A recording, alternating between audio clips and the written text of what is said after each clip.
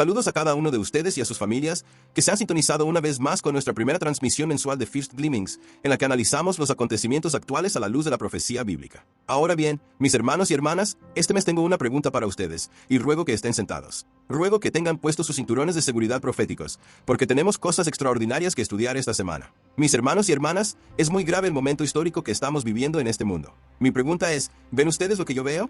Ahora bien, si no ven lo que yo veo, ruego que Dios nos abra los ojos. Porque si observamos lo que está ocurriendo hoy en todo este mundo, en todo este planeta que llamamos Tierra, podemos ver las señales de los tiempos. Podemos ver que la Escritura está en la pared. De hecho, en este mes de marzo, uno de los acontecimientos más importantes que están sucediendo ahora mismo, uno de los hechos de mayor envergadura, es esta guerra en Irán. Ahora bien, mis hermanos y hermanas, esta no es una guerra ordinaria. Es de naturaleza profética. Es significativa. Y ruego que tengamos tiempo suficiente para que podamos desentrañar juntos esta verdad. Porque si ustedes y yo comprendiéramos lo que esto significa proféticamente, no podríamos permanecer sentados con calma, complacencia y pasividad. De hecho, ahora mismo, incluso mientras hablamos, en este año 2026, se están llevando a cabo grandes obras de construcción en la Casa Blanca. Una de las reconstrucciones más grandes que jamás se hayan realizado en la Casa Blanca está teniendo lugar justo ahora. Estados Unidos se está preparando para su 250º aniversario. ¿Qué significa esto? Miren sus pantallas por un momento. Quiero que vean esto. Miren sus pantallas por un instante, hermanos y hermanas. Aquí dice, el imperio promedio sobrevive 250 años. Está Estados Unidos a las puertas de la muerte. Los datos provienen de Fox News. Ven este artículo, el cual ya hemos analizado anteriormente y que probablemente examinaremos con un poco más de detalle el próximo mes. Pero quiero que vayamos abriendo el apetito, porque algo muy serio está ocurriendo en este preciso momento. El artículo lleva la firma de Cal Thomas y se titula La fecha de caducidad de Estados Unidos. ¿Colapsará Estados Unidos en 2026? Ahora bien, mis hermanos y hermanas, cuando analizamos esto anteriormente, allá por 2025, 2024 y años atrás, estábamos en el pasado, pero, literalmente, nos encontramos en este año ahora mismo. ¿Por qué diría este hombre que ocurrirá en 2026? Como ya mencioné, profundizaremos en este tema con mayor detalle en otra ocasión. Sin embargo, quiero que comprendamos lo siguiente. Si Estados Unidos está realmente a punto de llegar a su fin, debería haber señales que indiquen que se está preparando para desmoronarse. Y, mis hermanos y hermanas, hoy vamos a examinar algunas de estas señales. Al hacerlo, les prometo que, si alguna vez hubo un momento para prepararse, ese momento es ahora. De hecho, tomen sus Biblias y abran el libro del Éxodo. Éxodo, capítulo 12. Quiero que presten atención al capítulo 12 de Éxodo por un instante. Éxodo 12. Y cuando lleguen a esa página, si es que ya lo han hecho, asegúrense de tomar nota de esto. Éxodo 12. Les pido, por favor, que anoten esto. Por favor, tomen sus Biblias. Quiero que tengan a mano su pluma y papel. Deseo que puedan tomar estas notas para ustedes mismos. Lo que estamos a punto de ver, hermanos y hermanas, resultará verdaderamente impactante. Ahora bien, la Biblia dice en Éxodo 12, vayamos allí rápidamente. En Éxodo 12, observemos lo que dicen las Escrituras, comenzando en el versículo 33. La Biblia dice, Padre, por favor, ahora que hemos abierto tu palabra, unge a este siervo con tu Santo Espíritu. Y luego, Señor, unge nuestros corazones para que nuestros ojos sean abiertos y podamos percibir la imperiosa necesidad de correr hacia Jesús sin demora, mientras aún nos queda la oportunidad en este día. Bendícenos ahora, te lo rogamos y te damos gracias en el nombre de Jesús. Amén. Ahora, mis hermanos y hermanas, quiero que presten atención. Dirijan su mirada a la pantalla. Yo me remitiré a Éxodo 12 por un momento. Observen la pantalla por un instante. Esto corresponde al libro Country Living, La vida en el campo, página 21. Dice así, veo la necesidad, no la opción.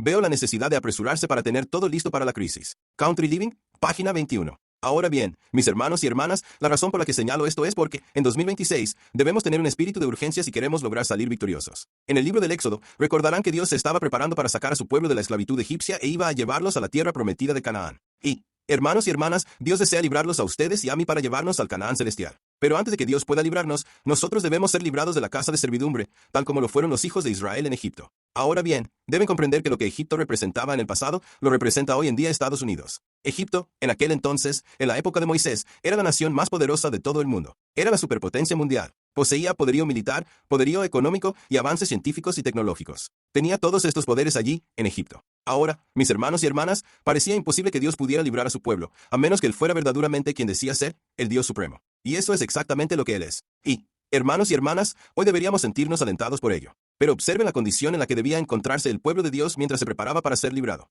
La Biblia dice en el versículo 33, y los egipcios apremiaban al pueblo. Pero noté que no actuaban con indolencia, no eran descuidados. La Biblia dice que los propios egipcios apremiaban al pueblo para enviarlos fuera de la tierra. ¿Y cómo? Con prisa. Ahora bien, recuerden que el profeta dice, veo la necesidad de apresurarse para tener todo listo ante la crisis. ¿Y por qué intentaban enviarlos con tanta prisa? La Biblia dice que lo hacían porque decían, todos moriremos. Ahora bien, si estudian la historia de la liberación del pueblo de Dios durante el Éxodo, reconocerán que, aunque Egipto era una nación tan rica y poderosa, tuvo que ser arruinada antes de que el pueblo de Dios pudiera ser liberado. Y todas estas cosas fueron escritas como ejemplos para nosotros, sobre quienes han llegado los fines de los siglos. Y les digo, hermanos y hermanas, que Estados Unidos será arruinado antes de que el pueblo de Dios pueda ser salvado y sacado de él. Hoy hablaremos sobre parte de esto. Pero, ¿saben ustedes que, cuando los egipcios se preparaban para expulsar al pueblo de Dios con urgencia y apresuramiento, Dios ya había preparado a sus verdaderos seguidores, infundiéndoles un espíritu de urgencia, para que pudieran salir y llevar a cabo el éxodo? Quizás se pregunten, ¿a qué te refieres? Verán, esto era lo que hacían los egipcios. Pero, ¿saben que los verdaderos seguidores de Dios no se vieron sorprendidos por aquella huida urgente que debían emprender? De hecho, miren de nuevo el versículo 11. Éxodo, capítulo 12, el mismo capítulo, versículo 11. ¿Qué dice la Biblia en el versículo 11? La Biblia habla de la Pascua. Dios ya le había dicho a su pueblo que pasaría por alto sus casas para librarlos. Y la Biblia dice en el versículo 11, y así lo comerán, ceñidos sus lomos y calzados sus pies. Dios dijo que, en aquel día en que se disponía a liberarlos, ni siquiera podrían dormir en sus camas con su ropa habitual. Debían tener los lomos ceñidos y los pies calzados. ¿Por qué? Porque Dios les había dicho, me estoy preparando para sacarlos. Entonces la Biblia dice, con vuestro calzado en vuestros pies y vuestro bordón en vuestra mano, y lo comeréis, ¿cómo? Deprisa, es la Pascua del Señor. Ahora bien, mis hermanos y hermanas, Dios ya conocía los acontecimientos culminantes que iban a tener lugar en este momento. Sabía que esta liberación sería una que se llevaría a cabo con premura. Y ellos debían tener un espíritu de urgencia para poder salir. Y les digo ahora mismo, en este día, si ustedes y yo vamos a salir y a cumplir todo lo que Dios nos ha mandado hacer, si vamos a realizar la preparación física y espiritual en estos últimos días, debemos adoptar ahora ese espíritu de urgencia y darnos prisa para tener todo listo ante la crisis. Ahora bien, mis hermanos y hermanas, el año 2026 no es un año común ni corriente. Nos disponemos a estudiar un tema que podemos denominar el camino hacia la apostasía nacional y la ruina. Y hoy les demostraré, por la gracia de Dios, que si alguna vez hubo un momento para apresurarse a prepararse, ese momento es ahora. Si alguna vez hubo un momento para salir de la ciudad y trasladarse al campo, ese momento es ahora. Si alguna vez hubo un momento para cambiar nuestra dieta, pasando de la dieta de este mundo a una dieta basada en plantas, ese momento es ahora. Si alguna vez hubo un momento para entrar en la experiencia del lugar santísimo, en nuestras relaciones, en nuestro matrimonio, en nuestros hogares, en la crianza de nuestros hijos, en nuestra educación y en nuestra forma de vivir, ese momento es ahora. Debe producirse un reavivamiento y una reforma como no se han visto desde los tiempos apostólicos. Mis hermanos y hermanas, no nos queda mucho tiempo. Por ello, antes de adentrarnos en el estudio de hoy, quiero que se arrodillen conmigo con reverencia mientras nos acercamos al Señor en oración. Y quiero que oren diciendo, Señor, no pensando solo en los demás, sino, en primer lugar, Señor, necesito que hagas algo para cambiarme a mí. Necesito que hagas algo para poner mi casa en orden. Necesito que hagas algo para traerme un reavivamiento y una reforma, de modo que pueda tener una experiencia con Jesús en la que lo conozca como un amigo cercano, íntimo y personal. Tanto es así, que esté dispuesto a dar un paso de fe para hacer cualquier cosa que Dios diga. Si ese es tu deseo, ¿te arrodillarías reverentemente conmigo mientras nos preparamos para adentrarnos en nuestro estudio de hoy? Oh, Padre Celestial, estamos tan agradecidos de que seas un Dios tan maravilloso, tan poderoso y que escucha las oraciones. De que, Señor, estés aquí con nosotros, incluso ahora mismo mientras estamos grabando. Esto no es una simple producción. Esto no es solo un cuento de hadas. Son hechos reales. Pero, Padre, no nos queda mucho tiempo. Y te suplico que permitas que tu Espíritu Santo llegue a través de las ondas y de la tecnología hasta los hogares de quienes nos escuchan en este momento y hasta nuestros propios corazones. Y que, Señor, traigas convicción y conversión para que comprendamos que, si alguna vez hubo un momento para apresurarse a tener todo listo para la crisis, ese momento es ahora. Abre nuestros ojos para que podamos ver los acontecimientos actuales a la luz de la profecía bíblica. Para que podamos captar los primeros destellos de la verdad y ver que, si alguna vez hubo un momento para despertar, ese momento es ahora. Bendícenos con tu presencia y concédenos entendimiento, para que podamos ver que, en este año 2026, nos encontramos en un camino acelerado hacia la apostasía nacional y la ruina de la nación. Bendícenos ahora, te lo rogamos, pues lo pedimos en el poderoso nombre de Jesús. Amén.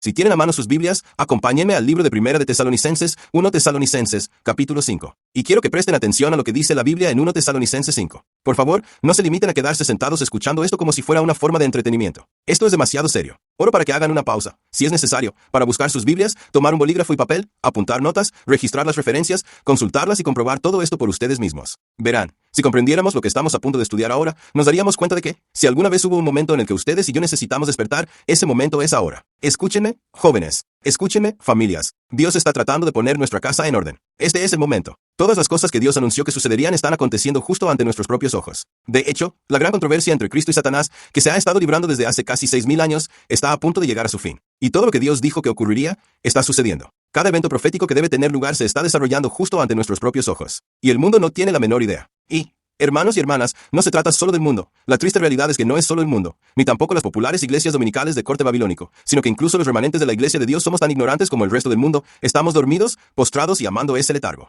Y esto no debería ser así. De hecho, Dios ha dicho que debemos despertar. Miren lo que dice la Biblia en 1 Tesalonicenses, capítulo 5, comenzando en el versículo 6. ¿Lo tienen? Alabado sea el Señor. Leamos juntos el versículo 6. Dice, por tanto, no durmamos como los demás. ¿Por qué? Pero estemos atentos y seamos sobrios, pues los que duermen, de noche duermen, y los que se embriagan, de noche se embriagan. Pero Dios dice, espera un momento. Ustedes no son hijos de la noche, son hijos del día, son hijos de la luz.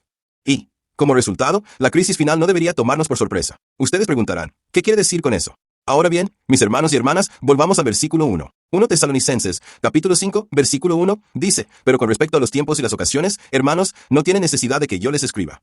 Él afirmó que estos tiempos y ocasiones eran tan comunes que ni siquiera tenemos que preguntarnos de qué está hablando. Pero ustedes y yo, hoy en día, tal vez no estemos conscientes de a qué se refería él. Por eso quiero que veamos, dentro de su contexto, de qué estaba hablando el apóstol. Ahora bien, 1 Tesalonicenses, capítulo 5, comienza aquí. Pero, ¿saben ustedes que cuando el apóstol escribió esta epístola a la iglesia en Tesalónica, no existían los capítulos ni los versículos? Él estaba escribiendo una carta. Por lo tanto, el capítulo 4 y el capítulo 5, en realidad, van unidos. Así que volvamos a 1 Tesalonicenses, capítulo 4, y comprendamos que el apóstol estaba señalando hacia los últimos días. Estaba señalando hacia el gran acontecimiento culminante de todas las edades, la segunda venida de Jesucristo. Todo escritor bíblico, desde Génesis hasta Apocalipsis, tuvo esta perspectiva en mente. Es el tema central de toda la escritura, la segunda venida de Jesús. Y voy a decirles algo, Jesús está a punto de venir, y ustedes y yo no estamos preparados para ello. Y es por esta razón que Dios tiene que enviar un mensaje, el cual se encuentra aquí, en First Gleamings, mes tras mes,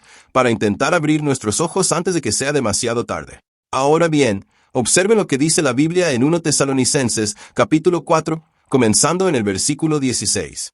La Biblia dice, porque el Señor mismo descenderá del cielo con voz de mando, con voz de arcángel y con trompeta de Dios, y los muertos en Cristo resucitarán primero.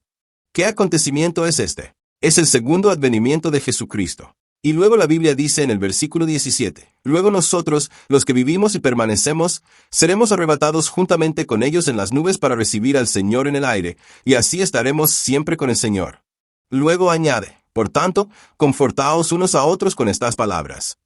Ahora bien, mis hermanos y hermanas, algunos de nosotros hemos perdido a seres queridos a causa de la muerte. Y la Biblia nos dice que no tenemos por qué desanimarnos, no tenemos por qué perder el ánimo. Podemos consolarnos con la certeza de que, dentro de muy poco, Jesús vendrá, tendrá lugar la mañana de la resurrección y nos reuniremos con nuestros seres queridos que partieron habiendo muerto en Cristo. Es por esto, mis hermanos y hermanas, que tenemos un mensaje de esperanza y aliento cuando acudimos a Jesús. Y así, después de abordar el segundo advenimiento, el cual tendrá lugar en los últimos días, el apóstol dice en el capítulo 5, versículo 1, pero con respecto a los tiempos y las ocasiones, hermanos, no tenéis necesidad de que os escriba. ¿A qué tiempos y ocasiones se refiere? A los tiempos y ocasiones que rodean la segunda venida de Jesucristo. A estos los llamamos acontecimientos de los últimos días. Es por ello que se formuló la pregunta, ¿cuáles serán la señal de tu venida y del fin del mundo? En Mateo 24:3, ambos conceptos van de la mano. Ahora bien, mis hermanos y hermanas, el versículo 2 dice, porque vosotros mismos sabéis perfectamente que el día del Señor vendrá así como ladrón en la noche. Ahora, este versículo ha confundido a muchos cristianos a lo largo de los siglos, a aquellos que no han estudiado la Biblia ni han permitido que la propia Biblia se explique a sí misma. Comenzamos a hablar de esto la semana pasada, o, mejor dicho, el mes pasado. Ahora, hermanos y hermanas, la Biblia dice que esta venida será como la de un ladrón en la noche. Y mucha gente dice, bueno, entonces un ladrón en la noche nos toma por sorpresa. Uno no sabe cuándo va a venir. Por lo tanto, eso significaría que la segunda venida de Cristo y los acontecimientos de los últimos días ocurrirán de manera sorpresiva. Pero, mis hermanos y hermanas, la Biblia nos está diciendo que no será una sorpresa, o, al menos, no para todos. Recordarán que la Biblia dice en el versículo 3, porque cuando digan paz y seguridad, entonces vendrá sobre ellos destrucción repentina, como los dolores de parto a la mujer encinta, y no escaparán. Ahora bien, no hace falta que se lo explique a ninguna mujer que haya tenido un hijo, ustedes saben que el nacimiento del bebé no les llega como una sorpresa. Alguien podría decir, bueno, a mí sí que me sorprendió. Pues bien, tal vez les sorprendió el momento en que rompieron aguas. Tal vez les sorprendió que ese fuera el día exacto en que comenzaron las labores de parto. Pero no les sorprendió el hecho de que el niño naciera, porque, antes de que el bebé saliera al exterior, hubo contracciones, unas contracciones que se fueron haciendo cada vez más fuertes y más frecuentes, más fuertes y más seguidas, más fuertes y más seguidas, hasta que, finalmente, el bebé salió a la luz. La segunda venida de Cristo no será una sorpresa para aquellos que tienen entendimiento. Ahora tal vez pregunten, bueno, ¿dónde dice eso la Biblia? Se lo voy a mostrar. Todo lo que tenemos que hacer es dejar que la propia Biblia se explique a sí misma. El versículo 3, el versículo 4, dice, mas vosotros, hermanos, no estáis en tinieblas para que aquel día os sorprenda, haga que os sorprenda como ladrón. Así pues, tal como señalamos en nuestros últimos estudios, descubrimos que existen dos clases de personas que aguardarán la venida del Señor. Estas son las mismas clases representadas por el trigo y la cizaña, las mismas clases representadas por las vírgenes prudentes y las insensatas. Es la misma división representada por las ovejas y los cabritos, por aquellos que reciben el sello de Dios y aquellos que reciben la marca de la bestia. El mundo siempre está dividido en dos clases. Y, a la venida de Cristo, habrá dos clases. Una clase que será sorprendida por la venida de Cristo, como un ladrón en la noche. Pero habrá una segunda clase, introducida por la conjunción adversativa, pero. El versículo 4 dice, mas vosotros, hermanos, refiriéndose a la primera clase, la engañada, mencionada en los versículos 1 y 2. Pero en los versículos 3 y 4 se presenta la segunda clase, mas vosotros, hermanos, no estáis en tinieblas, para que aquel día os sorprenda como ladrón. El versículo 5 dice, porque todos vosotros sois hijos de luz. Por lo tanto, la razón por la cual no seremos sorprendidos es que Dios nos ha revelado quiénes somos. Él dijo, vosotros sois hijos de luz e hijos del día. No somos de la noche ni de las tinieblas. Por tanto, no durmamos como los demás, sino velemos y seamos sobrios. Así pues, la Biblia afirma que, si somos hijos de luz, no seremos sorprendidos por la segunda venida de Jesús ni por los acontecimientos de los últimos tiempos. Ahora bien, ¿qué significa ser un hijo de luz? Deberíais recordarlo de nuestro estudio anterior. Abrid vuestras Biblias en la segunda epístola de Pedro. Buscad en vuestras Biblias el capítulo 1 de la segunda de Pedro. Mientras realizamos este breve repaso, buscad en vuestras Biblias el capítulo 1 de la segunda de Pedro. En el capítulo 1 de la segunda de Pedro, recordaréis que descubrimos el significado de esto. Para ser un hijo de luz, como recordaréis, observamos que Jesús es la luz del mundo. Por consiguiente, ser un hijo de luz equivale a ser un hijo de Jesús. Pero Jesús entregó a su pueblo algo que constituye luz. La Biblia dice que la palabra es lámpara a nuestros pies y lumbrera a nuestro camino, en el Salmo 119, 105. Y así, Jesús nos dio su palabra, y Dios puso en esa palabra algo que nos distinguiría de cualquier otro cuerpo religioso y nos colocaría en una posición en la que pudiéramos ser hijos de luz, no tomados por sorpresa ante los acontecimientos de los últimos tiempos y la segunda venida de Jesucristo. Pues bien, ¿qué puso Jesús, la luz de este mundo, según Juan 8:12, en su palabra para hacernos hijos de luz? En el segundo capítulo de Pedro, la Biblia nos dice, presten atención a lo que dice la Biblia en 2 Pedro, capítulo 1, comenzando en el versículo 19. La Biblia dice en 2 Pedro 1, a partir del versículo 19, dice así en 2 Pedro 1:19, tenemos también, la Biblia dice, tenemos también la palabra profética más segura. Ahora bien, deben encerrar eso en un círculo, subrayenlo. ¿Qué tenemos? La palabra profética más segura, a la cual hacen bien en prestar atención. ¿De qué modo? Como a una antorcha que alumbra en lugar oscuro, hasta que el día amanezca y el lucero de la mañana salga en sus corazones. Ahora, mis hermanos y hermanas, recordarán que la última vez señalamos, basándonos en 2 Pedro 1:19, que la palabra segura de la profecía es algo que la Biblia asemeja a una luz. Por lo tanto, la profecía es como una luz. ¿Por qué? Recordarán que, al igual que en la oscuridad uno no puede ver lo que tiene delante, si uno se dispusiera a entrar en su vehículo, recordarán la ilustración que utilizamos, y fuera de noche, estaría oscuro y no podría ver muy lejos hacia el frente. Así que lo primero que hace uno es encender los faros. Y al encender los faros, la luz penetra en la oscuridad y le permite ver lo que tiene delante antes siquiera de llegar a ese punto. Y observamos que la profecía es como una luz, penetra en la oscuridad del futuro, que nos es desconocido, y nos muestra lo que va a suceder antes de que lleguemos a ese momento. Y es por eso que Jesús dijo, os lo digo ahora, antes de que suceda, para que cuando suceda, creáis. Juan 14:29. Así pues, la profecía es como una luz. Por eso la Biblia nos dice, en el volumen 5 de los Testimonios, que Dios ha declarado que todos nosotros, individualmente, estamos llamados a ser estudiantes de la profecía, que debemos captar los primeros destellos de la verdad y que, mediante un estudio realizado en espíritu de oración, seremos capaces de presentar esa verdad ante los demás. De esto trata todo este estudio, de que podamos examinar los acontecimientos actuales a la luz de la profecía bíblica. Ahora bien, hermanos y hermanas, es por ello que, si somos estudiantes de la profecía, si hemos permitido que Jesús, la estrella de la mañana, amanezca en nuestros corazones y estamos estudiando su palabra profética, no nos veremos sorprendidos por los acontecimientos de los últimos tiempos. De hecho, leemos en el libro Evangelismo, página 196, que la profetisa afirmó que los ministros deben presentar la palabra profética más segura como el fundamento de la fe de los adventistas del séptimo día. La profetisa señala que las profecías de Daniel y Apocalipsis deben estudiarse detenidamente y, en conexión con ellas, deben considerarse las palabras: He aquí el Cordero de Dios, que quita el pecado del mundo. Esa es la profecía de Jesús, y a Jesús no se le puede separar de ella. Eso es precisamente lo que hace la Biblia en 2 Pedro 1:19. Presenta esa palabra profética más segura, combinada con la estrella de la mañana, que es Jesucristo. Esa profecía y Jesús van de la mano. Y, mis hermanos y hermanas, cuanto más nos acerquemos a Jesús, mejor comprenderemos las profecías de estos últimos días. Y les digo, en este año 2026, estamos viviendo ahora mismo las horas finales de la historia de esta tierra. Y cuando estudien las profecías, descubrirán que estas están dispuestas según un cronograma que Dios, desde el Génesis hasta el Apocalipsis, nos ha revelado, que toda la historia del mundo en esta tierra, antes de que se alcance el límite, abarcará 6,000 años. Estudiamos esto en nuestros Gleamings, las primeras reflexiones del año pasado, en 2025. Ahora, mis hermanos y hermanas, miren sus pantallas por un momento. Quiero que noten lo que dice la profetisa aquí en Signs of the Times, Señales de los Tiempos, del 8 de mayo de 1884. Párrafo 1. Y observen lo que dice la profetisa. La gran controversia entre Cristo y Satanás, que se ha estado librando durante casi 6,000 años, está próxima a concluir.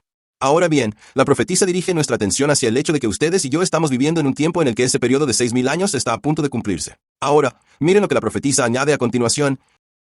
Sin embargo, ¿cuán pocos tienen su atención dirigida hacia este asunto? ¿Qué asunto? El hecho de que la historia de 6,000 años está a punto de terminar. Y es asombroso. La profetisa preguntó, ¿cuán pocos?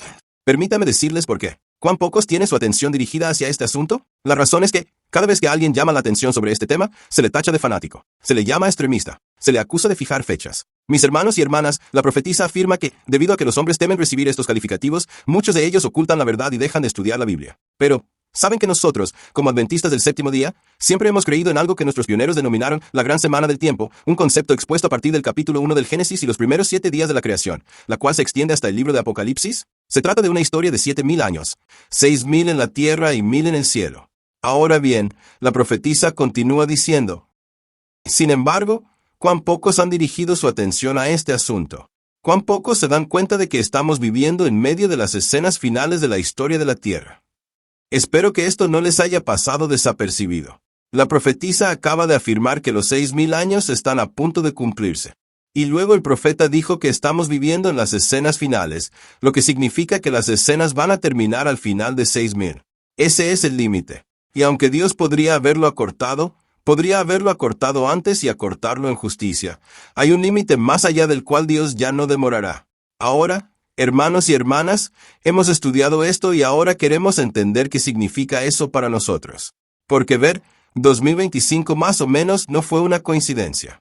2025 más o menos fue para hacer algo muy profético y 2031 más o menos significa algo. Recordarán que usamos estas dos fechas. Ahora, ¿saben que esos dos periodos de tiempo nos llevarían a un periodo de tiempo que nos conduciría a la guerra civil y al desarrollo de una ley nacional del domingo y luego a la segunda venida de Jesucristo? Así que, hermanos y hermanas, 2025 más o menos y 2031 más o menos era para abarcar este ciclo de eventos que nos lleva desde la guerra civil hasta la ley dominical y luego a la segunda venida de Jesús, todo lo cual sucedió en la misma generación. Y así Dios estaba tratando de identificarnos la generación final. De hecho, quiero que noten lo que dice la Biblia en el libro de Mateo. Vayan a Mateo ahora. Volveremos a la segunda de Pedro, pero vayan al capítulo 24 de Mateo. Quiero que noten lo que dice esta resurrección ahora. Mi maestro, antes de fallecer, me enseñó algo de las profecías de la Biblia que fue muy útil y quiero asegurarme de que lo entiendan. Ahora, hoy no lo usamos tanto en la era del GPS y los teléfonos celulares y todo esto.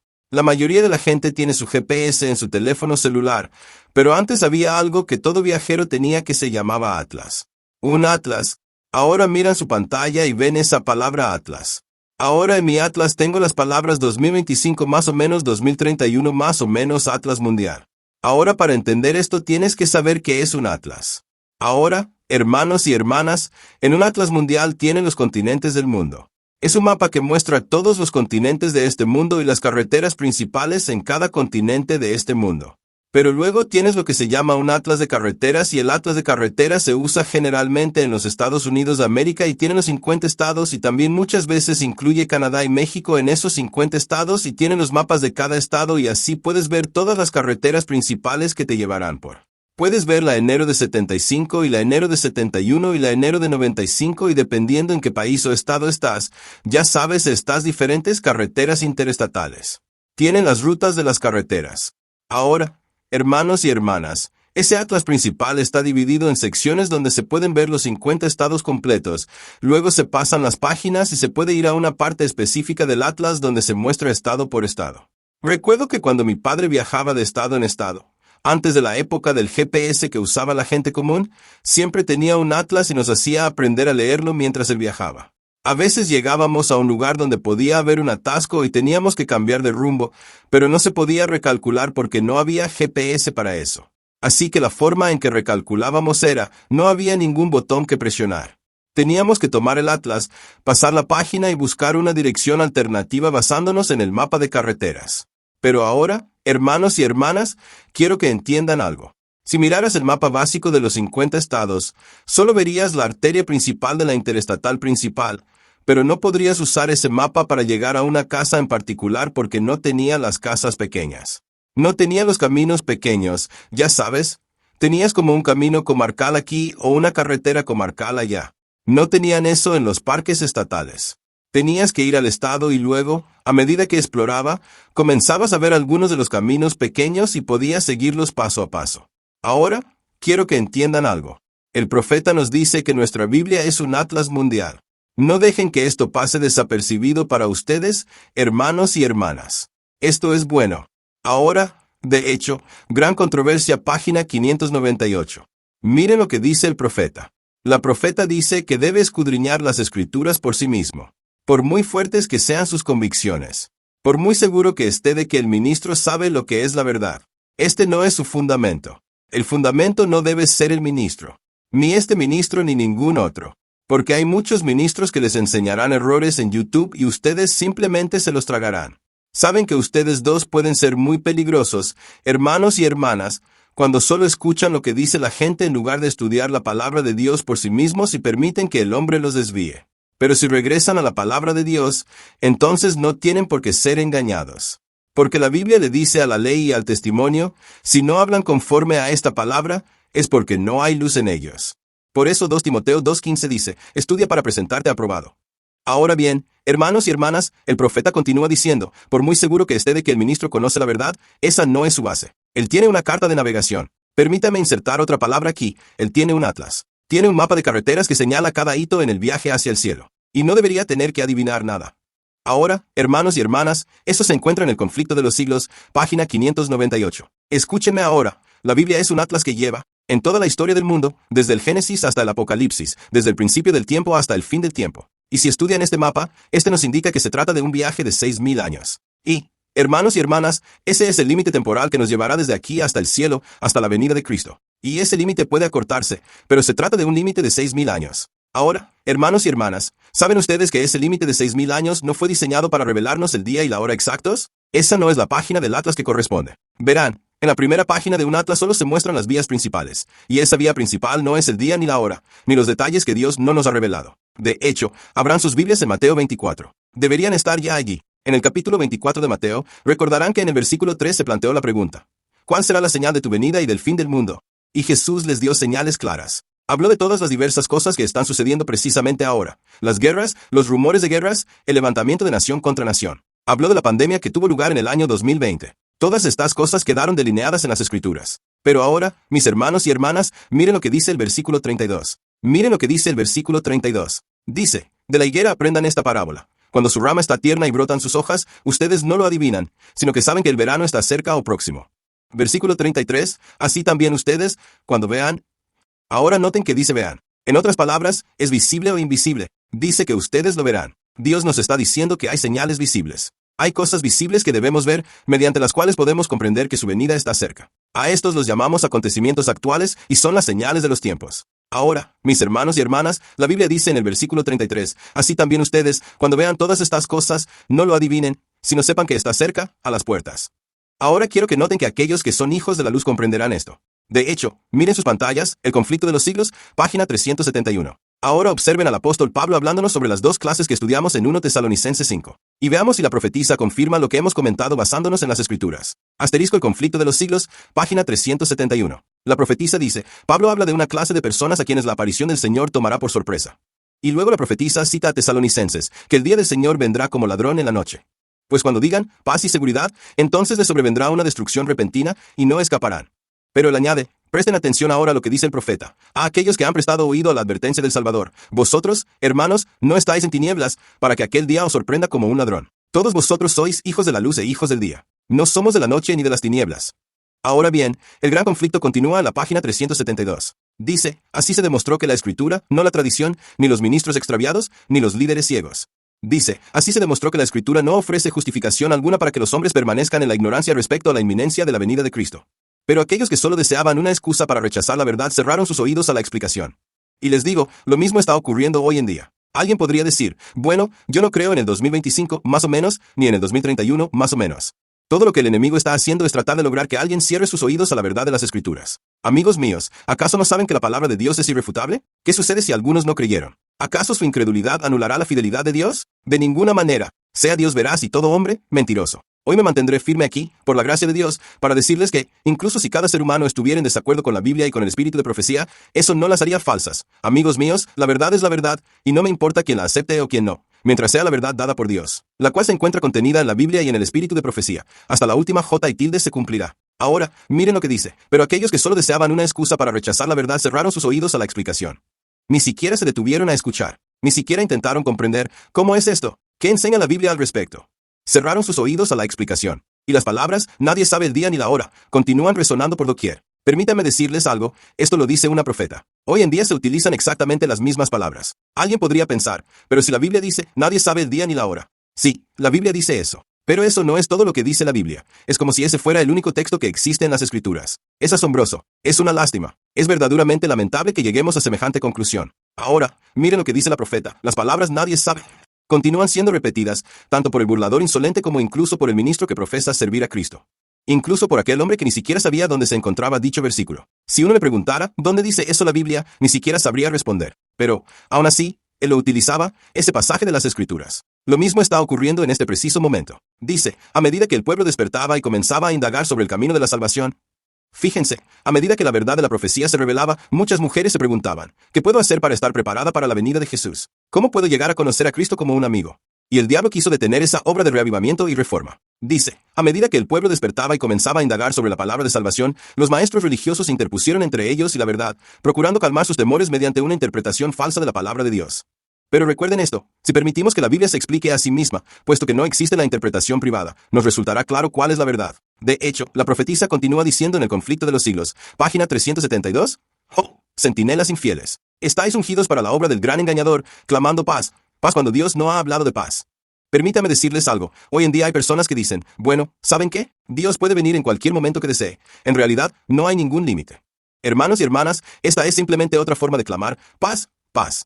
Es otra manera de decir lo que la Biblia afirma en Mateo 24. Miren Mateo 24. Observen lo que dice la Biblia en Mateo 24. La Biblia dice en el versículo 48, pero si aquel siervo malo, no el siervo bueno, no el siervo justo, sino aquel siervo malo, dijere en su corazón, mi señor se tarda en venir, y comenzar a golpear a sus consiervos, y a comer y a beber con los borrachos.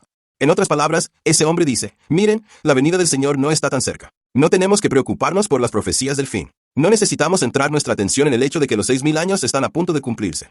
La Biblia dice que comienzan a golpear a sus consiervos y a comer y a beber con los borrachos. El versículo 50 dice, el Señor de sus siervos vendrá en un día en que él no lo espera y a una hora de la que no tiene conocimiento, y lo cortará en dos y le asignará su porción con los hipócritas, y allí habrá llanto y crujir de dientes.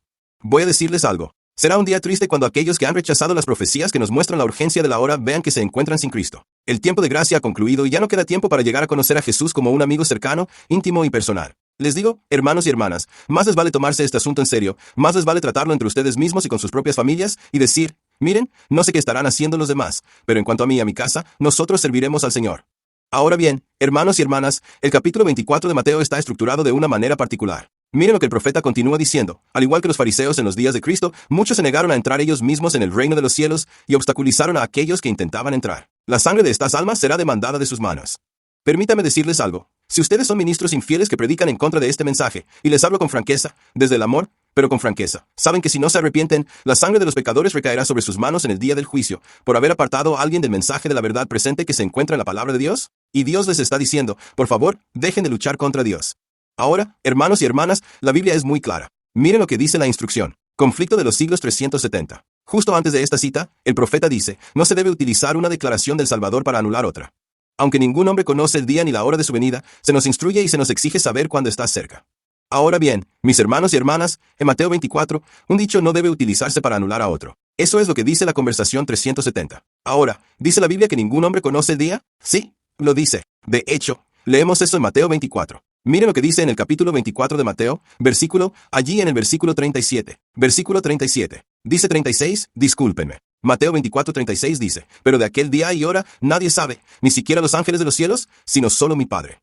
Desearía que tuviéramos tiempo para estudiar realmente lo que eso significaba, pero ese no es nuestro estudio de hoy. Consideremos hoy el hecho de que, antes del cierre del tiempo de gracia, ningún hombre conocerá el día y la hora de su venida. Simplemente aceptaremos eso como un hecho. Pero ahora, mis hermanos y hermanas, ese no es el único texto. En el mismo capítulo, el mismo Jesús que dice que ningún hombre puede conocer el día y la hora, dice también en el versículo 33, así también vosotros, cuando veáis todas estas cosas, sabed que está cerca.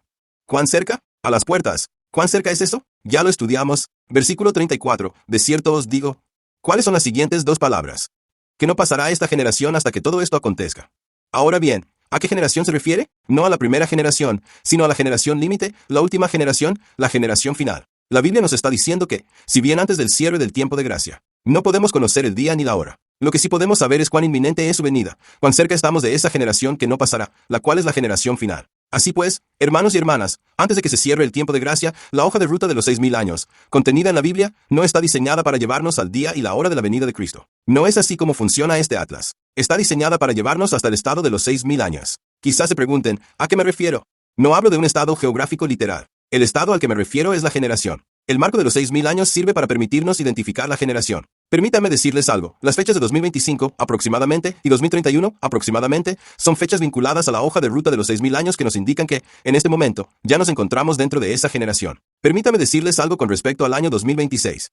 Esta es la generación que no pasará. Los 6000 años nos han llevado hasta el estado de dicha generación. En otras palabras, una vez que nos han situado en el punto exacto de la generación final, en la cual nos hallamos ahora, esos 6000 años ya no pueden ofrecernos más detalles. Es exactamente igual que un atlas geográfico. Cuando consultan el atlas y localizan el estado o la región en la que se encuentran, no pueden quedarse observando únicamente el mapa general de los 50 estados. Deben pasar a la página siguiente del atlas, aquella que les ofrece un acercamiento mayor para mostrarles los detalles más minuciosos. Y así, hermanos y hermanas, al examinar la Biblia y las profecías de Daniel y Apocalipsis, tras haber utilizado el marco de los 6000 años para situarnos en la generación final, en la cual nos encontramos ahora mismo, sin sombra de duda, sabiendo que los 6000 años están a punto de cumplirse y que nos queda muy poco tiempo.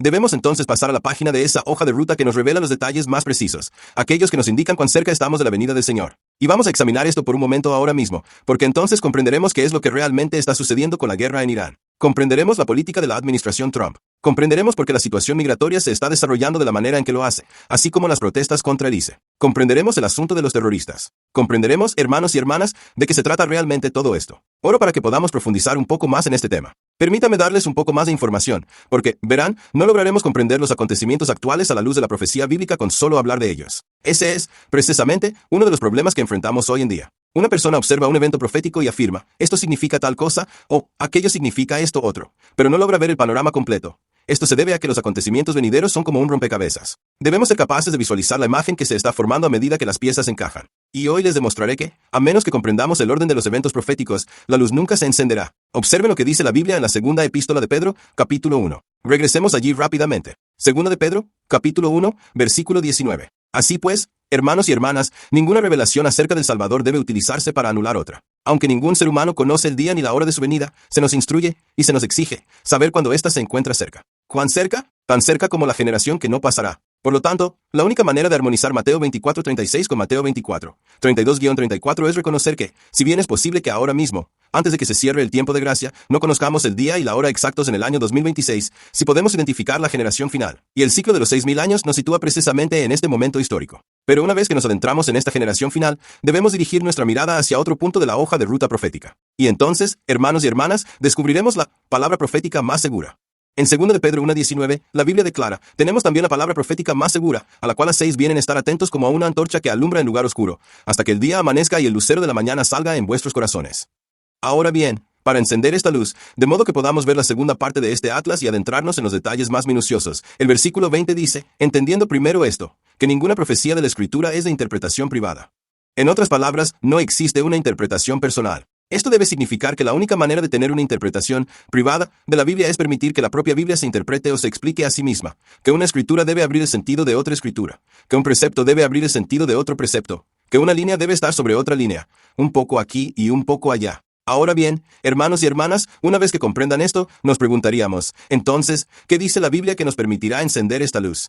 Vayan ahora al libro de Job. Hermanos y hermanas, por favor, marquen esto en sus Biblias. Relacionen estos textos. Anoten Job, capítulo 10. Y observen lo que dice la Biblia mientras examinamos esto. Quiero que vean esto ahora. Miren sus pantallas. Dice así, un atlas mundial es una colección de mapas que abarca toda la Tierra y presenta datos físicos, políticos y temáticos. Sirve como un recurso geográfico integral, proporcionando a menudo información sobre topografía, población, banderas, clima. Ahora, mis hermanos y hermanas, la Biblia es un mundo. Es un atlas para nosotros, pues nos muestra cada hito que tendrá lugar en este viaje hacia el cielo. Y no tenemos que adivinar nada. Hemos hablado sobre este marco temporal. Hemos hablado del hecho, hermanos y hermanas, de que los ministros debían comprender la palabra segura de la profecía que se encuentra en Daniel y Apocalipsis. Ahora miren el libro de Job, capítulo 10. ¿Cómo vamos a encender esta luz? ¿Qué es lo que nos permitirá pasar a la siguiente página del atlas para obtener esos pequeños y minuciosos detalles? Ahora, en Job, capítulo 10, vemos de qué se trata. Esto es clave y fundamental para todo nuestro estudio, estas primeras vislumbres de este mes,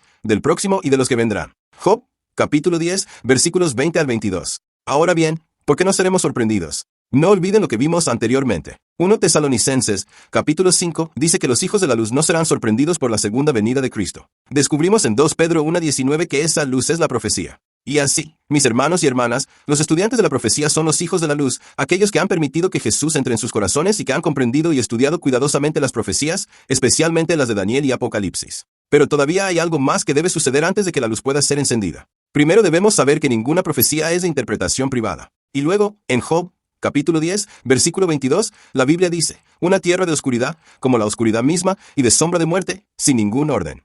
Ahora quiero que rodeen con un círculo esas tres palabras, sin ningún orden. ¿Lo harían? De hecho, ¿podrían decirlo conmigo? Sin ningún orden. Incluso un niño puede decirlo, sin ningún orden. Dice, y donde la luz es como la oscuridad. Ahora bien, los hijos de la oscuridad sí serán sorprendidos por los acontecimientos del tiempo del fin. Así que, noten ahora lo que este texto nos está diciendo, que incluso si poseo la luz de la profecía, si no hay ningún orden en dicha profecía, esta será para mí como la oscuridad. Dice, en la sombra de muerte, sin ningún orden, y donde la luz es como la oscuridad. Entonces, ¿qué podría oscurecer para mí la luz profética, de modo que la venida de Jesús me tome por sorpresa si no comprendo el orden? Permítame mostrarles ahora que la profetisa nos dice exactamente lo mismo en el libro La Educación. Una de las citas más poderosas sobre este punto se encuentra en el libro La Educación, página 178. Y observen lo que dice. Dice que la historia que el gran Yo Soy ha trazado en su palabra. Ese es el Atlas, un eslabón tras eslabón en la cadena profética, desde la eternidad pasada hasta la eternidad futura. Nos indica dónde nos encontramos hoy en el transcurso de los días. Ustedes pueden fijarse en el día en que estamos, en marzo de 2026. Y Dios espera que ustedes y yo comprendamos dónde estamos situados en marzo de 2026. Y les aseguro que, si comprenden las profecías, sabrán que en 2026, en el mes de marzo, nos hallamos en la generación final. Y nos estamos preparando para presenciar hasta el más ínfimo detalle. Ahora bien, dice, y afirma, que ese eslabón, ese vínculo en la cadena profética que se extiende desde la eternidad pasada hasta la eternidad futura, nos revela nuestra posición actual en el transcurso de las edades y lo que cabe esperar en el tiempo venidero. ¿Y recuerdan cómo llegamos a darnos cuenta de ello? Porque, una vez que se comprende el orden alfabético, ya no hay lugar para las conjeturas. ¿Qué sigue a la A? ¿La B? ¿Qué sigue a la B? ¿La C? ¿Cómo conocen el orden alfabético? ¿Acaso están adivinando? No, por supuesto que no. ¿Qué sigue al 1? El 2. ¿Qué sigue al 2? El 3. ¿Cómo lo saben? Gracias al orden matemático. ¿Están adivinando? No, es gracias al orden numérico. Y así, hermanos y hermanas, si comprendemos el orden profético, no tendremos que adivinar absolutamente nada.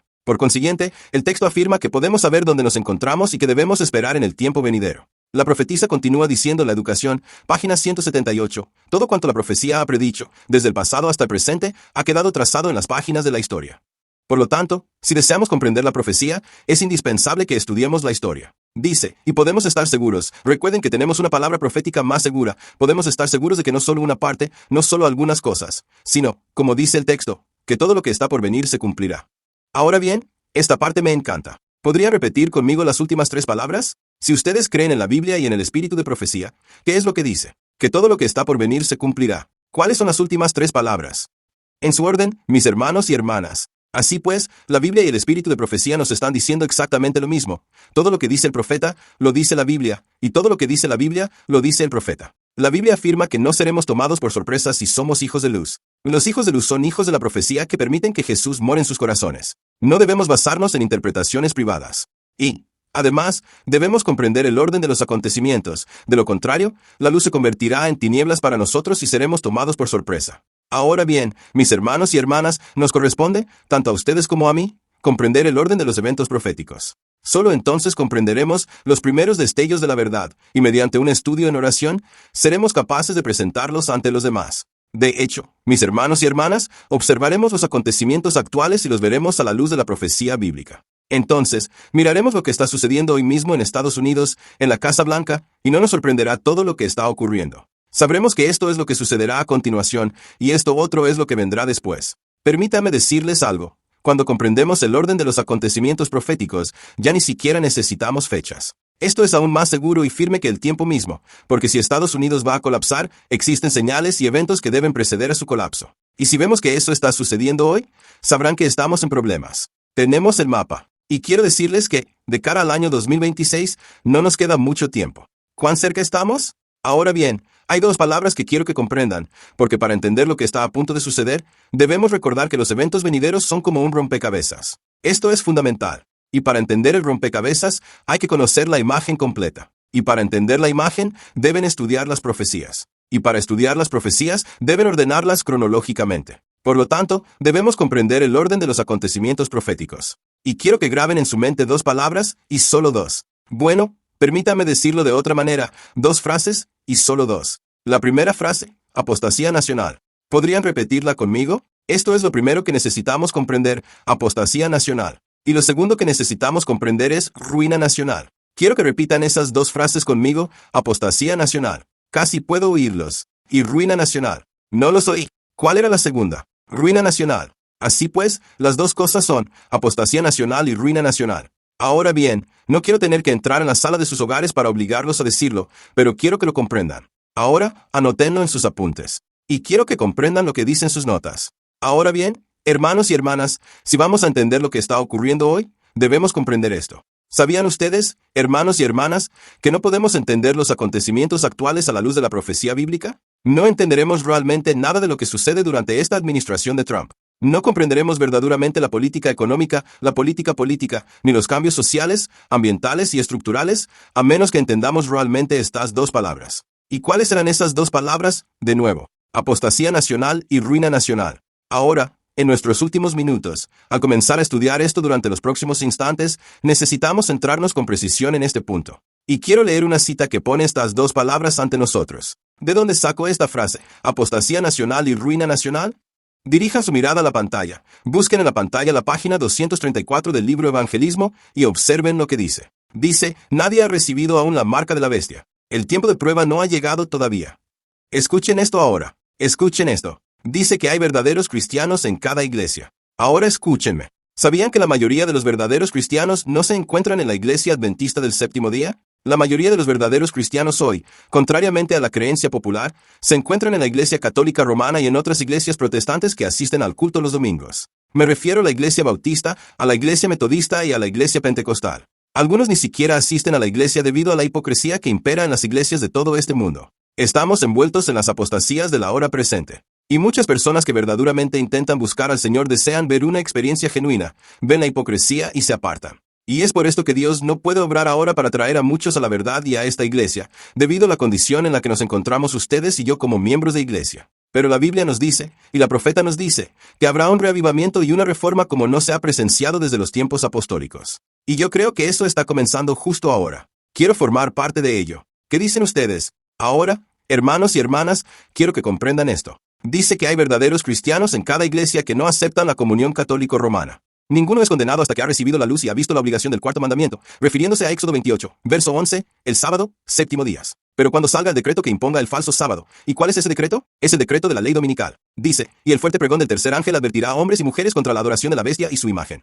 La línea divisoria quedará claramente trazada entre lo falso y lo verdadero. Entonces, aquellos que aún continúen en transgresión, no olviden esto. Aquellos que continúen en transgresión, no olviden esto, recibirán la marca de la bestia. Por lo tanto, eso significa que, antes, para que un hombre pueda recibir la marca de la bestia, debe estar en transgresión. Transgresión. Esto es clave, porque recuerden ahora que el pecado es la transgresión de la ley. Primera de Juan 3, versículo 4. Ahora bien, ¿dónde encontraría yo la advertencia sobre la bestia, su imagen y su marca? Principalmente en Apocalipsis 13 y 14. Vayamos rápidamente a Apocalipsis. Apocalipsis, capítulo 14. Vayan a Apocalipsis 14. Y allí encontramos el mensaje triple. Apocalipsis 14. Esto es lo que nuestra iglesia fue levantada para predicar y para practicar. Apocalipsis 14. Comienza en el versículo 6, donde aparece ese ángel volando en medio del cielo, yendo a toda nación, tribu, lengua y pueblo. Y luego quiero que saltemos al tercer ángel, en el versículo 9. Apocalipsis 14, 9 dice, y el tercer ángel lo siguió.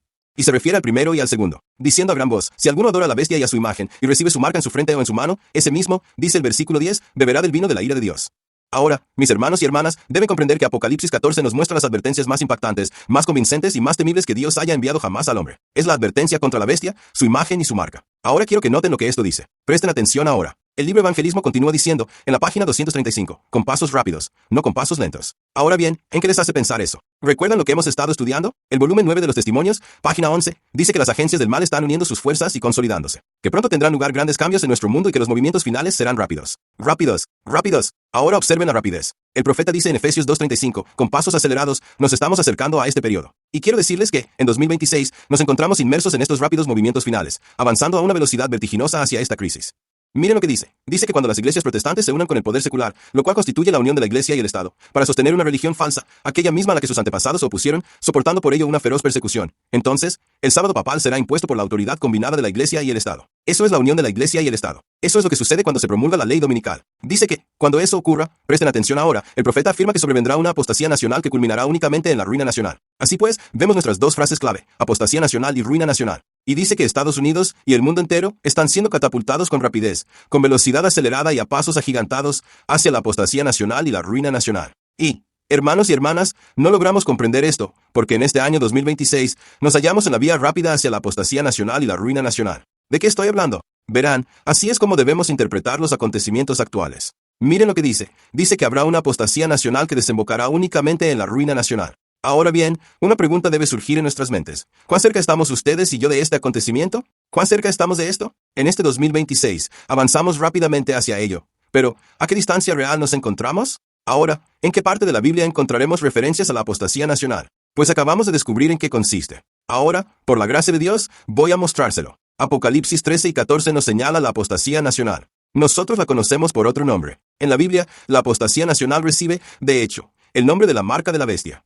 La marca de la bestia es, en realidad, la marca de la rebelión, es la marca de la transgresión. De hecho, quiero que observen lo que dice la Biblia en el libro de Lamentaciones. Vayamos a Lamentaciones, capítulo 3. Lamentaciones, capítulo 3. Y quiero que presten atención a lo que dice la Biblia en el capítulo 3 de Lamentaciones, mientras lo proyectamos en nuestra pantalla. Ahora bien, lo que debemos hacer rápidamente es comprender estos dos términos, apostasía nacional. Queremos centrarnos específicamente en la apostasía nacional. Quiero asegurarme de esto. Como he dicho, la apostasía nacional equivale a la ley dominical nacional, pero quiero enfocarme en ello con precisión. Quiero asegurarme de que comprendamos este concepto a la luz de la Biblia y del espíritu de profecía. Quiero asegurarme de que lo entendamos, pues se trata de un asunto sumamente grave. ¿Cuán cerca estamos de la apostasía nacional? ¿Cuán cerca nos encontramos aquí en Estados Unidos, en este año 2026? En primer lugar, debemos comprender qué es exactamente la apostasía nacional para poder determinar qué tan cerca estamos de ella. No podemos saber cuán cerca estamos si desconocemos su naturaleza. Entonces, ¿qué es? Diríjanse al libro Eventos de los Últimos Días, página 133. Mientras tanto, abran sus Biblias en Lamentaciones, capítulo 3. Vayan al capítulo 3 de Lamentaciones. En un momento les indicaré el versículo exacto. Simplemente mantengan su mano señalando el capítulo 3 de Lamentaciones. Allí observaremos lo que la Biblia nos revela en el tercer capítulo de Lamentaciones. Como les dije, en un instante les daré la referencia del versículo. Ahora, miren la pantalla. Asterisco Eventos de los últimos días, página 133. Quiero examinar algunas citas textuales para que este concepto quede firmemente grabado en nuestra mente. Apostasía nacional, ruina nacional. Dice así, cuando la ley de Dios ha sido invalidada y la apostasía se convierte en un pecado nacional. ¿Qué es el pecado? Transgresión de la ley. Recuerden aquella transgresión y la marca de la bestia de las que hablamos. Dice, cuando la ley de Dios haya sido anulada y la apostasía se convierta en un pecado nacional, el Señor obrará en favor de su pueblo. Asterisco Eventos de los últimos días, página 133, párrafo 3. Ahora bien, mis hermanos y hermanas, esto me indica, hermanos y hermanas, que cuando la ley de Dios sea anulada, que es cuando se apruebe la ley dominical nacional en Estados Unidos, cuando se apruebe la ley dominical nacional, eso nos conducirá a la apostasía nacional. Veamos otra cita. Quiero que vean esto con total claridad. Ahora bien, en primer lugar, ¿qué es la apostasía? Miren ahora sus pantallas. Ustedes y yo sabemos, pues lo hemos estudiado juntos, que, para comprender las cosas, normalmente intentamos comenzar con la etimología, que es el estudio de las raíces de las palabras. ¿Qué es la apostasía? Miren sus pantallas. La palabra apostasía proviene de un término que significa renuncia, abandono o descuido de una religión establecida. Habla de una revuelta, de un apartarse. Proviene de la palabra griega apostate. De hecho, miren lo que dice. Asterisco apostate se compone de dos palabras, apo y está, o aposta, o apostate. Literalmente, apo significa fuera o lejos de, y está significa estar de pie o mantenerse.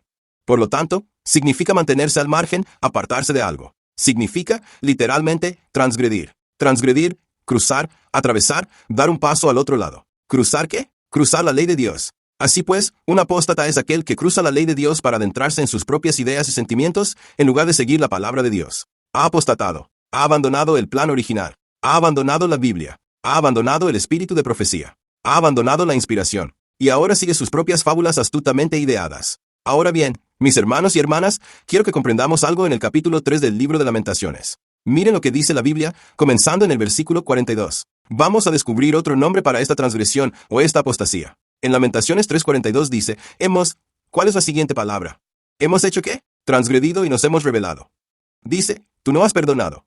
Así que transgredir es, en realidad, rebelarse, es una forma de rebelión. Por lo tanto, la transgresión es rebelión. Así pues, la apostasía es verdaderamente una señal de rebelión. Una señal de transgresión, una señal de apartarse de la ley de Dios para caer en el pecado. Es una señal de rebelión. Ahora, mis hermanos y hermanas, vayan al capítulo 20 de Ezequiel. Y quiero que noten esto. ¿Sabían que el verdadero día de reposo es una señal de lealtad? El verdadero día de reposo, el séptimo día, el de la creación, es una señal de lealtad a nuestro Creador, quien hizo los cielos, la tierra y el mar, de acuerdo con el cuarto mandamiento. Pero el falso día de reposo es una señal de rebelión contra Dios. Es la señal o marca de la apostasía. Miren lo que dice la Biblia en el capítulo 20 de Ezequiel. En el capítulo 20 de Ezequiel. Y noten lo que dice la Biblia. Vamos a comenzar en Ezequiel 20. Vamos a empezar en el versículo 12. Fue interesante. Estaba leyendo esto y el Señor me lo reveló con gran claridad. Miren lo que dice la Biblia. La Biblia es tan clara y tan interesante. Ezequiel 20:12. La Biblia dice en el versículo 12. Además, les di mis días de reposo. Pero recuerden esto. De todo lo que Dios posee, Satanás tiene una falsificación. Dios tiene un verdadero día de reposo. Satanás tiene una falsificación. Dice que el verdadero día de reposo de Dios ha de ser una señal entre él y ellos, para que sepan que Él es el Señor. ¿El que hace qué? El que lo santifica. Pero ahora, observen a aquellos que no aceptan este verdadero día de reposo del séptimo día. Miren lo que dice en el versículo 13. Miren a aquellos que violan el día de reposo de 7 días. Dice, pero la casa de Israel hizo qué. Díganmelo ustedes. ¿Qué hicieron? Se rebelaron contra mí en el desierto. Así que, hermanos y hermanas, el texto continúa diciendo, no anduvieron en mis estatutos, refiriéndose a mis leyes, y desecharon mis juicios, los cuales, si el hombre los cumple, vivirá por ellos, y profanaron grandemente mis días de reposo. Por lo tanto, la Biblia nos enseña que cuando quebrantamos el día de reposo de Dios, esto constituye una señal de rebelión. Así pues, la adoración en domingo es una marca de rebelión, una marca de transgresión, la marca de la bestia, la marca de la apostasía al transgredir la ley. 1 Juan 3:4 afirma que el pecado es la transgresión de la ley. Ahora bien, hermanos y hermanas, quiero que presten atención a lo siguiente. Miren ahora la página 133 de Eventos de los Últimos Días. Quiero que esto quede perfectamente claro. Lo vemos en la Biblia, y el espíritu de profecía confirma exactamente lo mismo. Asterisco Eventos de los Últimos Días, página 133. Dice, el pueblo de los Estados Unidos, es decir, podríamos encontrar un lenguaje más explícito. Observen lo que dice a continuación, el pueblo de los Estados Unidos ha sido un pueblo favorecido. Y, ciertamente, así ha sido en América. Pero, hermanos y hermanas, este tiempo está llegando a su fin. Y en el año 2026 estaremos entrando en esa etapa, avanzando a una velocidad vertiginosa. Abróchense los cinturones, hermanos y hermanas. Miren lo que dice. Pero cuando restrinjan la libertad religiosa, algo que está ocurriendo en este preciso instante, cuando renuncien al protestantismo y brinden su apoyo al papismo, es decir, al papado, al sistema de la Iglesia Católica Romana, entonces la medida de su copa estará colmada y quedará registrada la apostasía nacional en los libros del cielo. ¿Entendieron eso? Dice, hermanos y hermanas míos, cuando los Estados Unidos restrinjan la libertad, cuando renuncien al protestantismo, que se fundamenta en la Biblia y solo en la Biblia, y comiencen entonces a inclinarse hacia el papado, del cual proviene la adoración dominical, la cual no tiene su origen en las Escrituras. No existe ningún pasaje en la Biblia que nos ordene guardar el sábado en el primer día de la semana. Ese es un sábado falso. El primer día de la semana. El primer día de la semana. Ahora bien, hermanos y hermanas míos, hay muchos cristianos sinceros que no comprenden esto. Por eso se nos dice que la mayoría de los cristianos verdaderos, genuinamente verdaderos, no se encuentran en esta iglesia, sino en esas otras iglesias. Pero las Escrituras afirman que el fuerte pregón debe salir a la luz. Ahora, hermano y hermana, miren lo que dice a continuación. Prosigue diciendo, alguien podría preguntar, bueno, ¿acaso no hemos presenciado ya la apostasía nacional? ¿Acaso no tenemos ya las llamadas leyes azules? Escúchenme bien, escuchen con atención y no permitan que este tema vuelva a plantearse. Una ley azul no constituye una ley dominical de carácter nacional. Por consiguiente, no puede considerarse una apostasía nacional. Una ley azul atañe a los estados individuales, no a la nación en su conjunto. Jamás ha existido en los Estados Unidos una ley dominical de carácter nacional inscrita en los códigos legales. Jamás. Ahora bien, hubo un momento en la historia en que dicha ley estuvo a punto de ser promulgada.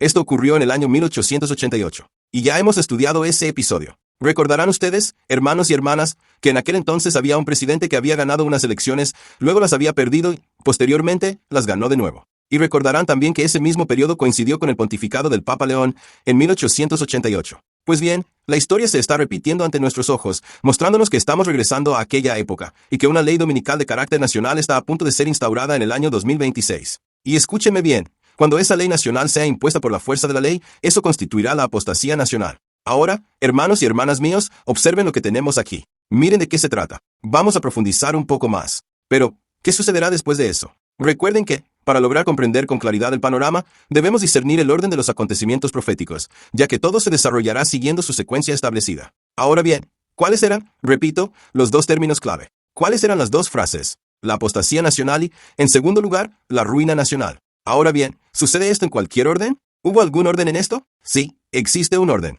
El número 1 se presenta en este orden, apostasía nacional. El número 2, ruina nacional. Observen la declaración. Mírenla ahora. Vuelvan a mirarla. Esto proviene de la obra Eventos de los Últimos Días, página 133. Dice exactamente lo mismo. Miren lo que dice ahora. Asterisco Eventos de los Últimos Días, página 133. Dice, cuando la ley de Dios haya sido anulada y la apostasía se convierta en un pecado nacional, el Señor obrará en favor de su pueblo. Y a continuación añade que la apostasía nacional será seguida por la ruina nacional. Ruina nacional. Ahora quiero hacerles una pregunta, pues aquí reside lo interesante. Quiero plantearles esta interrogante. Miren la pantalla. ¿Ven la apostasía nacional? ¿Ven la ruina nacional? Ahora fíjense bien en la pantalla. Miren lo que dice. Aquí, a un lado, tengo la ruina nacional, y al otro lado, la guerra civil. Recientemente, alguien se dirigió a mí con gran sinceridad, nos escribió y se comunicó con nosotros, para plantearnos lo siguiente. Creemos que la guerra civil va a ocurrir, estamos convencidos de que sucederá. Sin embargo, añadieron, nuestra mente nos lleva a pensar que el orden de los acontecimientos dicta que esta no ocurrirá antes de la ley dominical, sino después de ella. Pues, de ser así, primero tendríamos que presenciar la promulgación de la ley dominical, posteriormente, la guerra civil.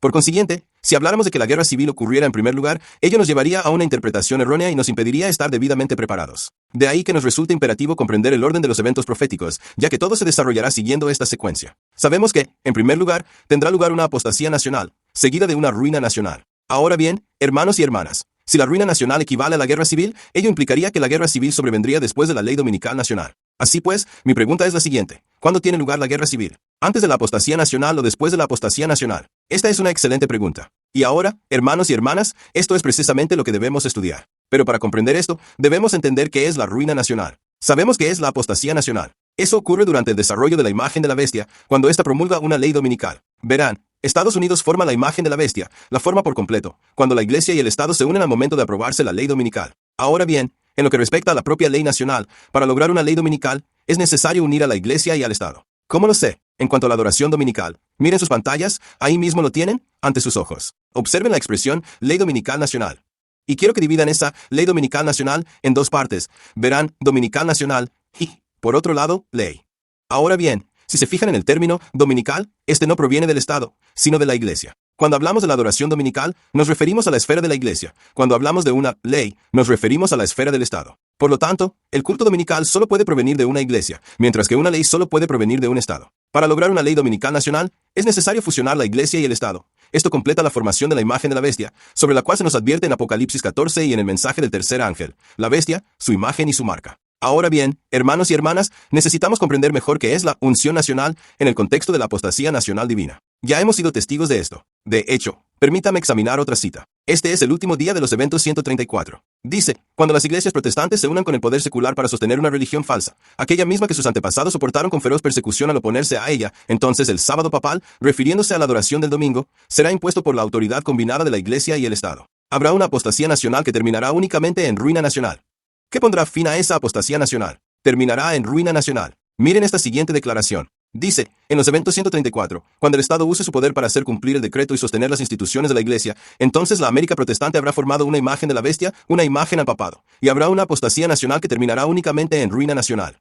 Asterisco Comentario Bíblico Adventista, tomo 7, página 976. Ahora bien, no sé cuántas citas más tengamos que leer, es una y otra vez lo mismo. La apostasía nacional ocurre cuando la Iglesia y el Estado se unen, cuando los Estados Unidos de América forman una imagen de la bestia y aprueban una ley dominical nacional. Eso nos conduce a una apostasía nacional. Eso aún no ha sucedido. Nos estamos acercando a ese punto, pero todavía no ha ocurrido. Pero, ¿qué es la ruina nacional? En eso es en lo que debemos centrarnos en estos últimos minutos. ¿Qué es la ruina nacional? Ahora bien, algunas personas dicen que la ruina nacional es la guerra civil. No pueden decir otra cosa. Pero necesitamos definir los términos. La apostasía nacional, disculpen, la ruina nacional. Para poder entenderla, primero debemos recurrir a la etimología. ¿Qué significa la palabra ruina?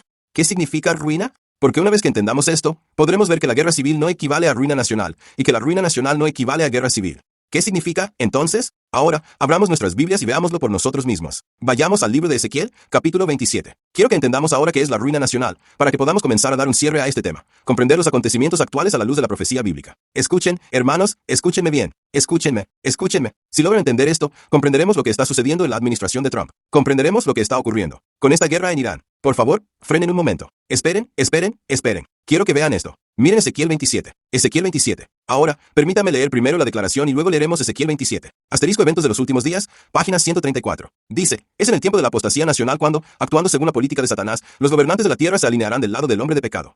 Ese es el Papa. Es entonces cuando la medida de la culpa se colma. La apostasía nacional es la señal de la ruina nacional. ¿Hay un orden? Recuerden, tenemos que poner esto en orden. ¿Cuál es el orden? Apostasía nacional, ley dominical y luego ruina nacional, sea lo que sea que eso signifique. Los principios católicos romanos, continúa diciendo, serán tomados bajo el cuidado y la protección del Estado. Esta apostasía nacional no será seguida lentamente, sino rápidamente, por la ruina nacional. Necesitamos entender esta ruina nacional. Ahora, mis hermanos y hermanas, voy a decirles algo. Desearía que tuviéramos tiempo.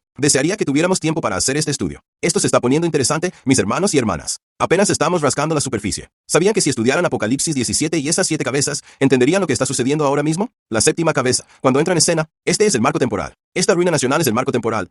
Disculpen, la apostasía nacional establece el tiempo de la séptima cabeza, y esta continuará. La Biblia dice en Apocalipsis 17, por un corto espacio de tiempo. Ahora, mis hermanos y hermanas, esa es la duración que transcurrirá, después de la apostasía nacional, antes de que la nación quede realmente arruinada. Pasará un corto espacio de tiempo y la nación entera quedará arruinada. ¿Qué significa esto? Porque vamos a descubrir que la guerra civil no es la ruina nacional. Ahora, necesitamos entender esto a partir de la Biblia y del espíritu de profecía, y ver que ambos dicen lo mismo. Ahora, adentrémonos en esta ruina nacional. Ezequiel 27. Vayan en sus Biblias a Ezequiel 27. Entendamos esto. Ezequiel 27, miren sus pantallas, versículo 27. Verán, a menos que entendamos esto, no comprenderemos los acontecimientos actuales. Miren lo que dice. Esta es la imagen. La imagen profética. ¿Qué es la ruina nacional? Dice en el versículo 27. Tus riquezas y tus ferias, tu mercancía, tus marineros y tus pilotos, tus calafates y los negociantes de tu mercancía. Mercancía, hermanos y hermanas, esperen un momento. Y todos tus hombres de guerra que están en ti, y toda tu compañía que está en medio de ti. ¿Cuál es la siguiente palabra? Caerán en medio de los mares en el día de tu ruina. Ahora, mis hermanos y hermanas, lo que esto hace es comparar dos palabras. Si permitimos que la Biblia se explique a sí misma, las dos palabras indican que ser arruinado significa caer. Dice, caerán en medio de los mares en el día de tu ruina. Ezequiel 27, verso 27. Ahora vamos a ver esta escritura. Quiero asegurarme de que grabemos esto firmemente a partir de la escritura. Vayan al libro de Isaías, capítulo 3. Eso fue Ezequiel 27, verso 27. Pero la Biblia se explica a sí misma. Recuerden, esto no es una interpretación privada. Lo que es la ruina es caer. No debido a una interpretación privada, sino porque la Biblia se interpreta y se explica a sí misma. Vayan ahora en sus Biblias a Isaías, capítulo 3. Vayan en sus Biblias a Isaías, capítulo 3, y observemos esto juntos. ¿Qué significa para una nación estar arruinada? Y la Biblia dice en Isaías 3, verso 8. Isaías 3, verso 8. Pues Jerusalén está arruinada y Judá ha caído, porque su lengua y sus obras están contra el Señor, para provocar los ojos de su gloria. ¿Notaron lo que se usó de manera intercambiable? Con Jerusalén, que es el pueblo de Dios, y Judá, el pueblo de Dios, caído, es lo mismo que ruina. Ahora, mis hermanos y hermanas, eso significa que cuando una nación está arruinada, esa nación simplemente ha colapsado y ha desaparecido de la escena. Recuerden, Babilonia se levantó y luego cayó. Medo-Persia se levantó y luego cayó. Grecia se levantó y luego cayó. La Roma pagana se levantó y luego cayó. La Roma papal se levantó y luego cayó. La sexta cabeza se levantó y luego cayó. Los Estados Unidos de América se levantaron, pero los Estados Unidos de América caerán como nación. Recuerden el mensaje del segundo ángel que decía, ha caído Babilonia. En otras palabras, Babilonia está arruinada porque hizo beber a todas las naciones. A todas las naciones. A todas las naciones. Estados Unidos será una de las naciones que arrastre a todas las demás hacia este estado de ruina y estupefacción ebria. Ahora, hermanos y hermanas, debemos comprender, ¿qué significa que una nación colapse? ¿Qué significa que una nación caiga? ¿Que quede arruinada? La Biblia dice en Isaías 3 verso 8, pues Jerusalén está arruinada. Judá ha caído, porque su lengua y sus obras están contra el Señor, para provocar los ojos de su gloria. Vayan en sus Biblias a Lucas 6. Vamos, sigamos adelante. De hecho, vamos a Lucas 6. Vayamos a Lucas 6. Sigamos el rastro de esto en el Nuevo Testamento. Vayamos a Lucas 6. Descubrirán que todo lo que dice el Antiguo Testamento, lo dice también el Nuevo Testamento. Es el mismo mensaje. Lucas 6. Lucas, capítulo 6. Recordarán que Jesús contó la historia del sabio y del insensato que construyeron sus casas. Y el insensato que edificó su casa sobre la arena no estaba preparado para la tormenta que se avecinaba. En Lucas 6, versículo 49, la Biblia dice, mas el que oye y no hace, es semejante al hombre que edificó su casa sobre tierra, sin cimiento, contra la cual el río dio con ímpetu. ¿Cómo? Con vehemencia, e inmediatamente, ¿qué sucedió? Cayó, y la ruina de aquella casa fue grande. Así pues, podemos ver, tanto en el Antiguo como en el Nuevo Testamento, que arruinar algo significa que esa cosa se derrumbó, cayó. Pero, hermanos y hermanas, esto no debe entenderse en un sentido literal. Sabemos que ninguna nación literal va a caer al suelo por efecto de la gravedad. ¿Qué significa, entonces? Hablamos del colapso de una nación, de la caída de Babilonia, de la caída de Media, de la caída de Estados Unidos. Eso significaba que dicha nación, bueno, permítame dejar que sea la Biblia la que se lo explique. Vayamos al libro de Isaías 17. Vayamos a Isaías 17. Isaías, capítulo 17. Mire lo que dice la Biblia en Isaías, capítulo 17. Veremos con claridad que lo que esto significa en Isaías 17 es que la nación deja de existir como tal. Ya no posee el poder para subsistir. Llega a su fin como nación y desaparece de la escena. Ahora bien, hermanos y hermanas, Estados Unidos no puede desaparecer de la escena de inmediato en el momento en que se promulgue la ley dominical, pues ese será el momento en que hable como un dragón.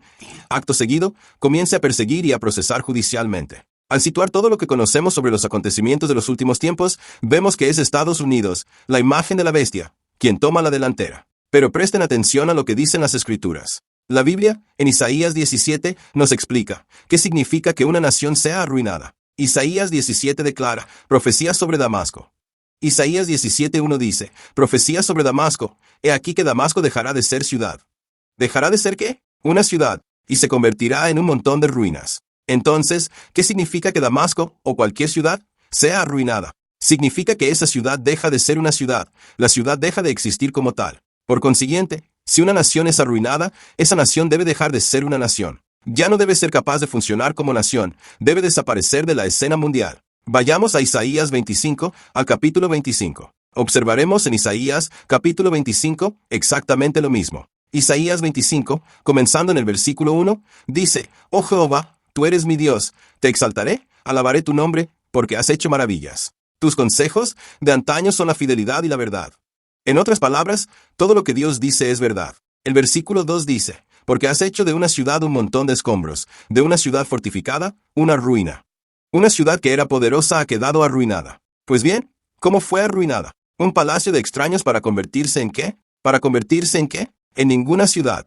Nunca más será edificada. Por lo tanto, la Biblia es clara. Cuando una ciudad es arruinada, deja de ser una ciudad, deja de existir como tal. Y así, si una nación es arruinada, significa que ya no es capaz de seguir subsistiendo como nación, se desintegra por completo y todo lo que alguna vez fue, deja de serlo. Ahora bien, mis hermanos y hermanas, descubriremos que eso no es lo que sucederá antes de la ley dominical. Eso sucederá después de la ley dominical, porque la nación de Estados Unidos aprobará la ley dominical. Y, por consiguiente, si la ruina ocurriera antes, no habría ninguna nación que aprobara la ley dominical, no habría ninguna nación allí. Eso significa, entonces, que la ruina nacional debe ocurrir después. Y esa ruina posterior es el momento en que Estados Unidos dejará de ser una nación. Transcurrirá un breve lapso de tiempo entre la promulgación de la ley dominical y el momento en que dicha nación deje de funcionar como tal. Ocurrirá después de que logre que el mundo entero adore a la bestia. Ocurrirá después, mis hermanos y hermanas, de que se imponga una ley dominical universal que afecte a todas las naciones.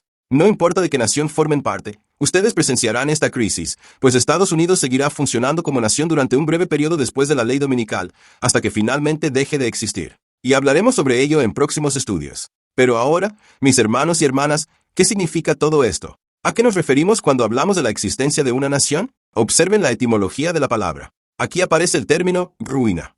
¿Qué significa ruina? Es el acto de ceder, de derrumbarse. Expresa exactamente lo mismo que hemos visto en la Biblia. Significa colapsar. Aquí pueden ver los términos colapsar, arruinarse.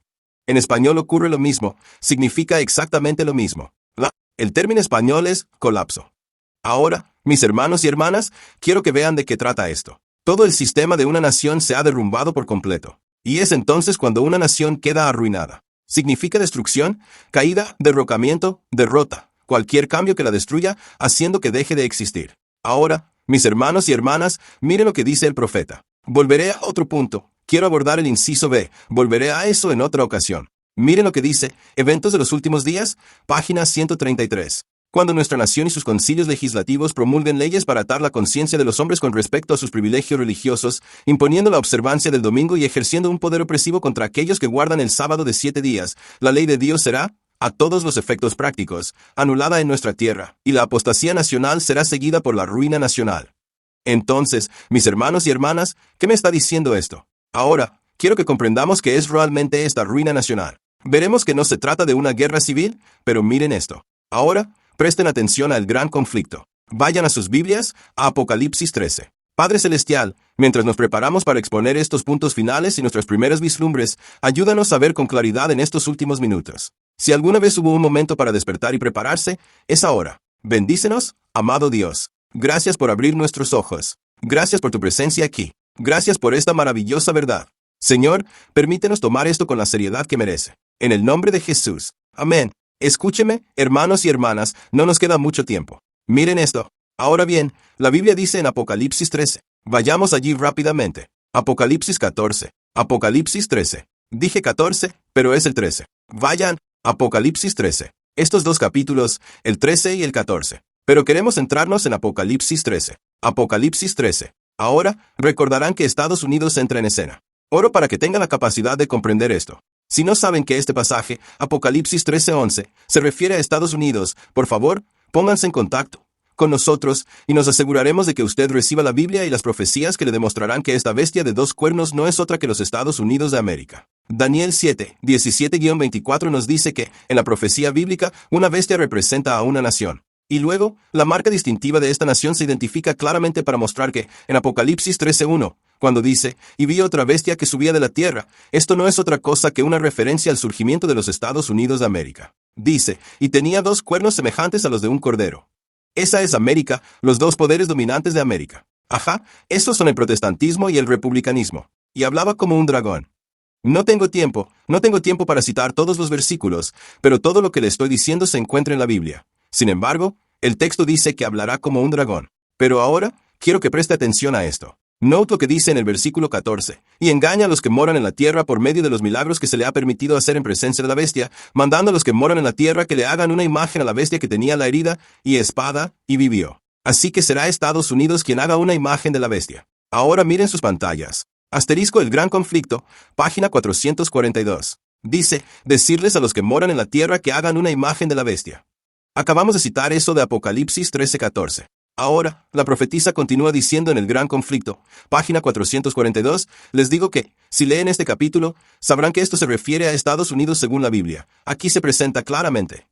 Cuando dice, aquí, se refiere a Apocalipsis 13:14. Aquí, en Apocalipsis 13:14, se presenta claramente una forma de gobierno en la cual el poder legislativo reside en el pueblo. Ahora bien, comprendan, ¿qué forma de gobierno es aquella en la que el poder legislativo reside en el pueblo? No es una monarquía. En esta, la forma de gobierno reside en el rey. Una república es un gobierno del pueblo, para el pueblo y por el pueblo, en teoría. Ahora, mis hermanos y hermanas, aquí se señala que el poder reside en el pueblo. Esta es una evidencia sumamente contundente de que los Estados Unidos es la nación señalada en la profecía de Apocalipsis 13:11-17. Ahora, mis hermanos y hermanas, confío en que comprenden las pruebas de esta profecía. Pero quiero que entiendan algo. Verán, si han comprendido que Estados Unidos hará una imagen de la bestia, y que la imagen de la bestia surge cuando la Iglesia y el Estado se unen, y que esto da lugar a la marca de la bestia, la cual constituye una apostasía nacional, entonces sabrán que a esto le seguirá la ruina nacional. Todo lo que deben comprender es el significado de la bestia y de la imagen de la bestia. Quizás se pregunten, ¿a qué se refiere? Verán, mis hermanos y hermanas, para comprender la imagen de la bestia, deben estudiar a la bestia misma. Porque la imagen de la bestia no es otra cosa que la réplica o repetición de lo que la bestia hizo en primer lugar. Así que ahora, mis hermanos y hermanas, tengo una pregunta para ustedes mientras nos preparamos para concluir. Tengo una pregunta para ustedes. Miren sus pantallas. ¿Equivale la guerra civil a la reinstauración? No. Descubrimos que eso no puede ser, porque entonces la profecía no podría cumplirse. Sí. Si la guerra civil ocurriera después de la ley dominical, en realidad no habría ninguna nación en la cual llevar esto a cabo. Pero ahora, mis hermanos y hermanas, observen lo que dice. Dice que debemos mirar la historia. Ahora miren esto. Esto proviene del conflicto de los siglos. Sí, esto proviene del conflicto de los siglos, página 443. Ahora escuchen. De todos nuestros estudios, la historia es la más calificada para recompensar nuestra investigación. Cuando estudian historia, saben que la historia se repite. Ahora observen lo que dice la profetisa. Asterisco el conflicto de los siglos, página 443. Dice, ¿pero qué es la imagen de la bestia y cómo se ha de formar? Ustedes y yo sabemos que esto ocurre cuando la iglesia y el Estado se unen. Pero observen lo que dice la profetisa. La imagen es hecha por la bestia de 2 cuernos, la cual identificamos como los Estados Unidos de América, y es una imagen a la bestia.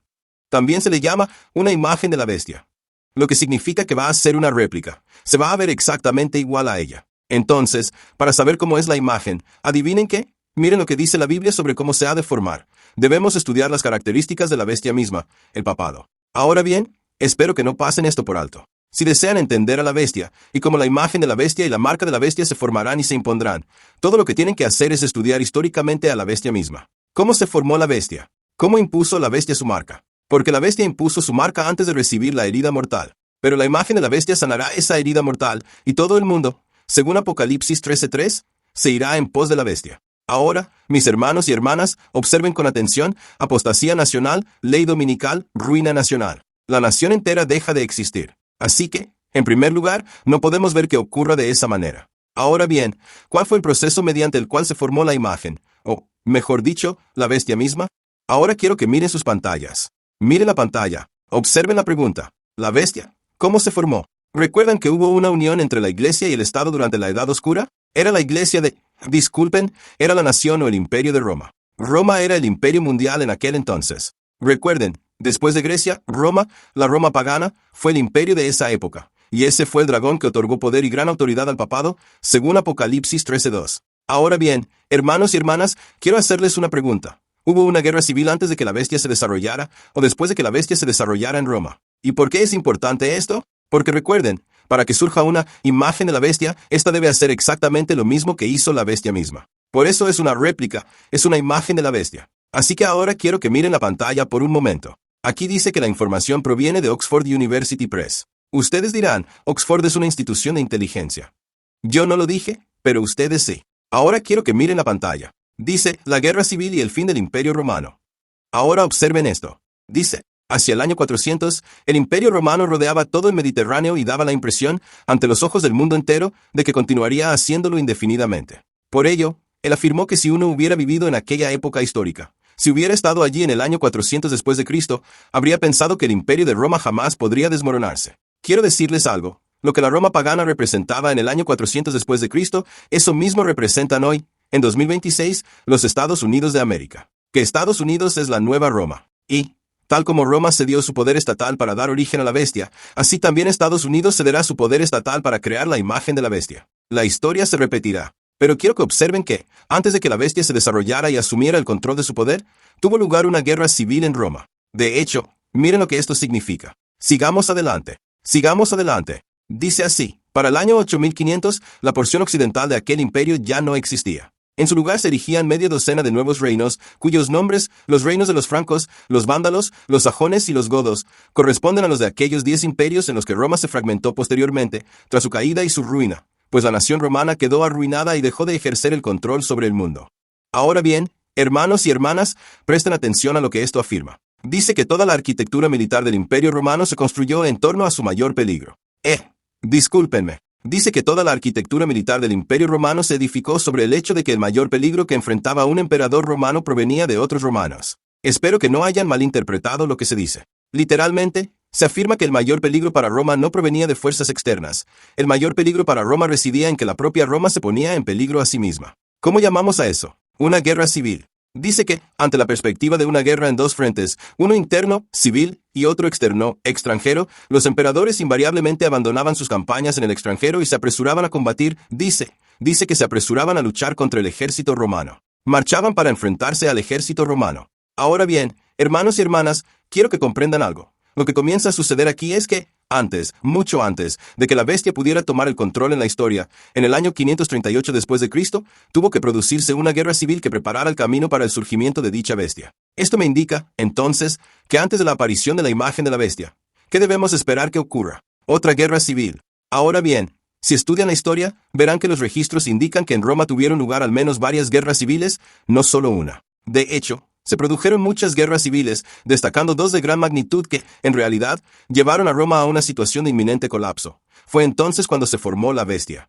Ahora, hermanos y hermanas, ¿saben que la historia se repetirá? No habrá una sola guerra civil. La inspiración nos revela que presenciaremos otra guerra civil que estallará justo antes de que se establezca la imagen de la bestia, la unión de la Iglesia y el Estado, la aprobación de la ley senatorial que nos conducirá a ese punto, a la apostasía nacional. Y entonces, mis hermanos y hermanas, después de la apostasía nacional vendrá la ruina nacional. Pero es necesario tener una nación para promulgar una ley dominical, y una nación que persiga y enjuicie al mundo entero antes de colapsar. Y esto es lo que el ámbito nacional va a hacer para provocar esa caída. Ahora, mis hermanos y hermanas, miren lo que acaba de salir en la prensa justo ahora, mientras examinamos estos puntos finales. El señor Trump ha hecho una declaración. El presidente Donald Trump ha declarado la muerte de Irán. Y, por cierto, ¿qué tiene que ver esto con Irán? Pero permítame decir esto ha declarado la muerte de Irán. Posteriormente, ha calificado al Partido Demócrata como el mayor enemigo de Estados Unidos. En una impactante publicación en la red social Truth Social este domingo, quien apenas unas horas antes había lanzado una amenaza masiva contra Irán, el presidente proclamó que la desaparición de Irán ya ha ocurrido, y afirmó además que el enemigo más grande y singular de Estados Unidos se encuentra dentro de sus propias fronteras. Eso es una guerra civil. Mis hermanos y hermanas, ya estamos escuchando las palabras que se gritan. Traición. Ya estamos viendo, en este mismo día, que el mundo, que Estados Unidos, se está preparando para una guerra civil. ¿Y sería interesante si la profecía no hubiera dicho esto, porque todas las noticias lo están reflejando ahora. Todos los acontecimientos actuales apuntan en esta dirección. Pero, mis hermanos y hermanas, la Biblia y el espíritu de profecía nos dijeron que esto ocurriría en los próximos meses. Vamos a demostrar esto con todo detalle. Ahora miren esto, mientras nos preparamos para concluir. Miren esto ahora. Mírenlo con atención. Quiero que vean esto. ¿Qué tiene que ver esto con la guerra con Irán? Muy bien. Sé que mi tiempo se ha agotado. No puedo decirles lo que quería decirles justo ahora. Solo puedo dejarlos con la intriga. Ahora bien, cuando digo dejarlos con la intriga, no me refiero a bromear con ustedes. Este no es un asunto de broma. Cuando digo dejarlos con intriga, me refiero a darles solo un pequeño adelanto ahora, porque el próximo mes, por la gracia de Dios, nosotros. Tengo que retomar el hilo justo aquí, porque, hermanos y hermanas, no nos queda mucho tiempo. Si comprendieran lo que está sucediendo ahora mismo, estaríamos suplicándole a Dios. Por favor, amado Dios, detén los vientos un poco más. Por favor, concédenos unos cuantos años más de gracia, tal como se nos instruyó orar en el volumen 5, páginas 7:17 y en Apocalipsis 7:1-4. Ahora bien, hermanos y hermanas, quiero que vean esto. ¿Qué tiene que ver esto con la guerra en Irán? Alguien podría preguntar, ¿acaso la profetisa mencionó a Irán? Yo nunca leí nada sobre Irán. La razón es que ustedes no conocen las profecías. Ahora vamos a descubrir que la profetisa habló de Irán, aunque no lo hizo pronunciando la palabra Irán. ¿Entienden a qué me refiero? Verán, una vez que unan las piezas del rompecabezas, todo cobrará sentido. Ahora, presten atención a lo que dice la profetisa. Todos conocemos esta declaración. No voy a leerla en su totalidad, pero quiero que comprendan que es una declaración tan profunda que podríamos leerla 100 veces, 1000 veces, y aún así seguiríamos encontrando materia de estudio en ella. Esta cita proviene del manuscrito publicado 114, de 1899. Mire lo que dice, en la India, en China, en Rusia, así que, efectivamente, no veo la palabra Irán por ninguna parte, pero no importa, esperen un momento. Y en las ciudades de Estados Unidos, miles de hombres y mujeres están muriendo de inanición. Los hombres del dinero, puesto que poseen el poder, controlan el mercado. Compran a precios irrisorios todo cuanto hay, para luego venderlo a precios enormemente inflados. Esto significa hambruna para las clases pobres, y, tal como se profetizó, después de 1899 esta situación desembocará en una guerra civil. Nos conducirá a un tiempo de angustia. Nos llevará a un tiempo de angustia, cual nunca fue, tal como se nos reveló en Daniel 12:1. Ahora quiero plantearles una pregunta. Miren sus pantallas. Este es el artículo, o, mejor dicho, el titular periodístico sobre el que quiero preguntarles. Dice así: ¿Por qué atacaron Irán, Estados Unidos e Israel? ¿Y cuánto tiempo podría durar la guerra? Ahora bien, si yo les hiciera esta pregunta, y no importa cuál sea su inclinación política, de hecho, ruego a Dios que no estén involucrados en la política partidista. Y ruego que, si ese es su caso, abran los ojos y digan, no necesitamos estar en la política, necesitamos estar en Jesús. Ahora bien, hermanos y hermanas, escúchenme. Independientemente de lo que ustedes crean, si le preguntan a una persona sobre la guerra en Irán, el denominador común que la persona promedio mencionará es que la razón de la guerra en Irán es que este país posee armas nucleares que está intentando desarrollar. Y, por la seguridad de Estados Unidos, por la seguridad de Israel y por la seguridad del mundo, necesitamos desmantelar las capacidades nucleares de Irán. Eso es lo que dicen. Pero voy a decirles algo. Si estudian, observan con un poco más de detenimiento y sus ojos se abren ante los primeros indicios, comprenderán que no se trata de eso. ¿Qué es lo que realmente está sucediendo? Y voy a ser totalmente honesto con ustedes, eso no es lo que está pasando. Ustedes se preguntarán, ¿cómo sabes eso? Bueno, permítame mostrarles cómo lo sé. Porque si el objetivo principal es desarmar la amenaza de una guerra nuclear, entonces, ¿qué ocurrió el año pasado? ¿En 2025? Se preguntarán, ¿a qué me refiero? Miren la Casa Blanca. Esta es una página oficial de la Casa Blanca, la página principal dedicada a este asunto. Data del 25 de junio de 2025. Miren lo que dice, las instalaciones nucleares de Irán han sido aniquiladas. Y cualquier sugerencia en sentido contrario constituye noticias falsas, *fake news. Eso es lo que afirma la Casa Blanca, bajo la administración Trump, en su página oficial, con fecha del 25 de junio de 2025. Dice que el mundo es mucho más seguro tras los decisivos y sumamente exitosos ataques de precisión ordenados por el presidente Trump contra las instalaciones nucleares clave del régimen iraní. ¿Recuerdan aquella operación especial en la que 2 bombarderos furtivos incursionaron y lanzaron esas bombas antibúnker? ¿Acaso no lo recuerdan? Ahora, escúcheme, hermanos y hermanas, escúcheme con mucha atención. Esos bombarderos furtivos, cada uno de ellos, un solo bombardero, tuvo un costo superior a los $2.000 millones. 2 de ellos participaron en esa misión. Una sola bomba costó más de $370 millones. Al menos 2 de ellas detonaron. ¿Sabían eso? Y eso se refiere únicamente al material en sí mismo. ¿Sabían que operar un bombardero B-2 cuesta más de $150.000 por hora? Ahora bien, no logramos comprender por qué se gasta tanto dinero. ¿Sabían que, en los últimos años, se han gastado más de $5 billones en este tipo de guerra, la llamada guerra contra Afganistán, Oriente Medio, etc.? Ahora, ¿por qué atacaron Irán, los Estados Unidos e Israel? Observen lo que dice aquí. Este es otro artículo. Dice, ¿por qué atacaron Irán, los Estados Unidos e Israel? ¿Y qué significa esto para el petróleo? Para el petróleo. Y permítame decirles algo, la razón por la cual Estados Unidos atacó a Irán no fue a causa de las armas nucleares. Según la versión estadounidense, dichas armas han sido aniquiladas, y cualquier afirmación en sentido contrario constituye noticias falsas. Por lo tanto, si la capacidad para desarrollar armas nucleares fue aniquilada, según se afirma, desde el verano del año pasado, ¿por qué seguimos lanzando bombas o actuando en complicidad con terceros que las lanzan, para destruir más instalaciones nucleares que, supuestamente, ya han sido aniquiladas? Sencillamente, no tiene ningún sentido. Tal vez ustedes se lo crean, pero a mí no van a lograr engañarme ni hacerme creer semejante disparate. Así pues, hermanos y hermanas, lo que deben hacer es comprender la situación y analizar la secuencia de los acontecimientos. Verán, una vez que comprendan, al ver lo que está sucediendo, comprenderán por qué Rusia, que se supone es uno de los archienemigos de Estados Unidos.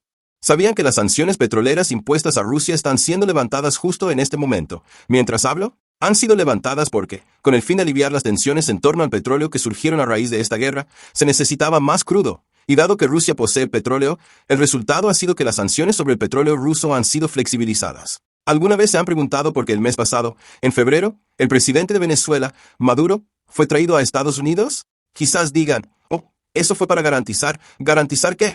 Hermanos y hermanas, es imperativo que comprendan que todo esto tiene que ver con el petróleo. ¿El petróleo? Ahora bien, tal vez alguien pregunte, ¿por qué el petróleo? ¿Por qué tanto énfasis en el petróleo?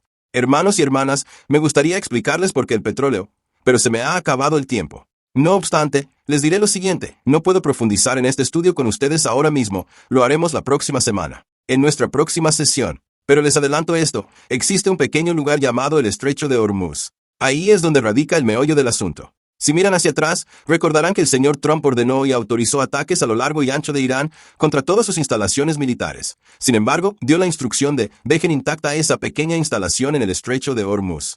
Me pregunto qué habrá en el Estrecho de Hormuz. Me pregunto cuál será la verdadera importancia del Estrecho de Hormuz. Hermanos y hermanas, deben comprender que casi el 20%, una cuarta parte, de todo el petróleo del mundo transita por el Estrecho de Hormuz. que entre el 80% y el 90% de todo el petróleo asiático pasa por el estrecho de Hormuz.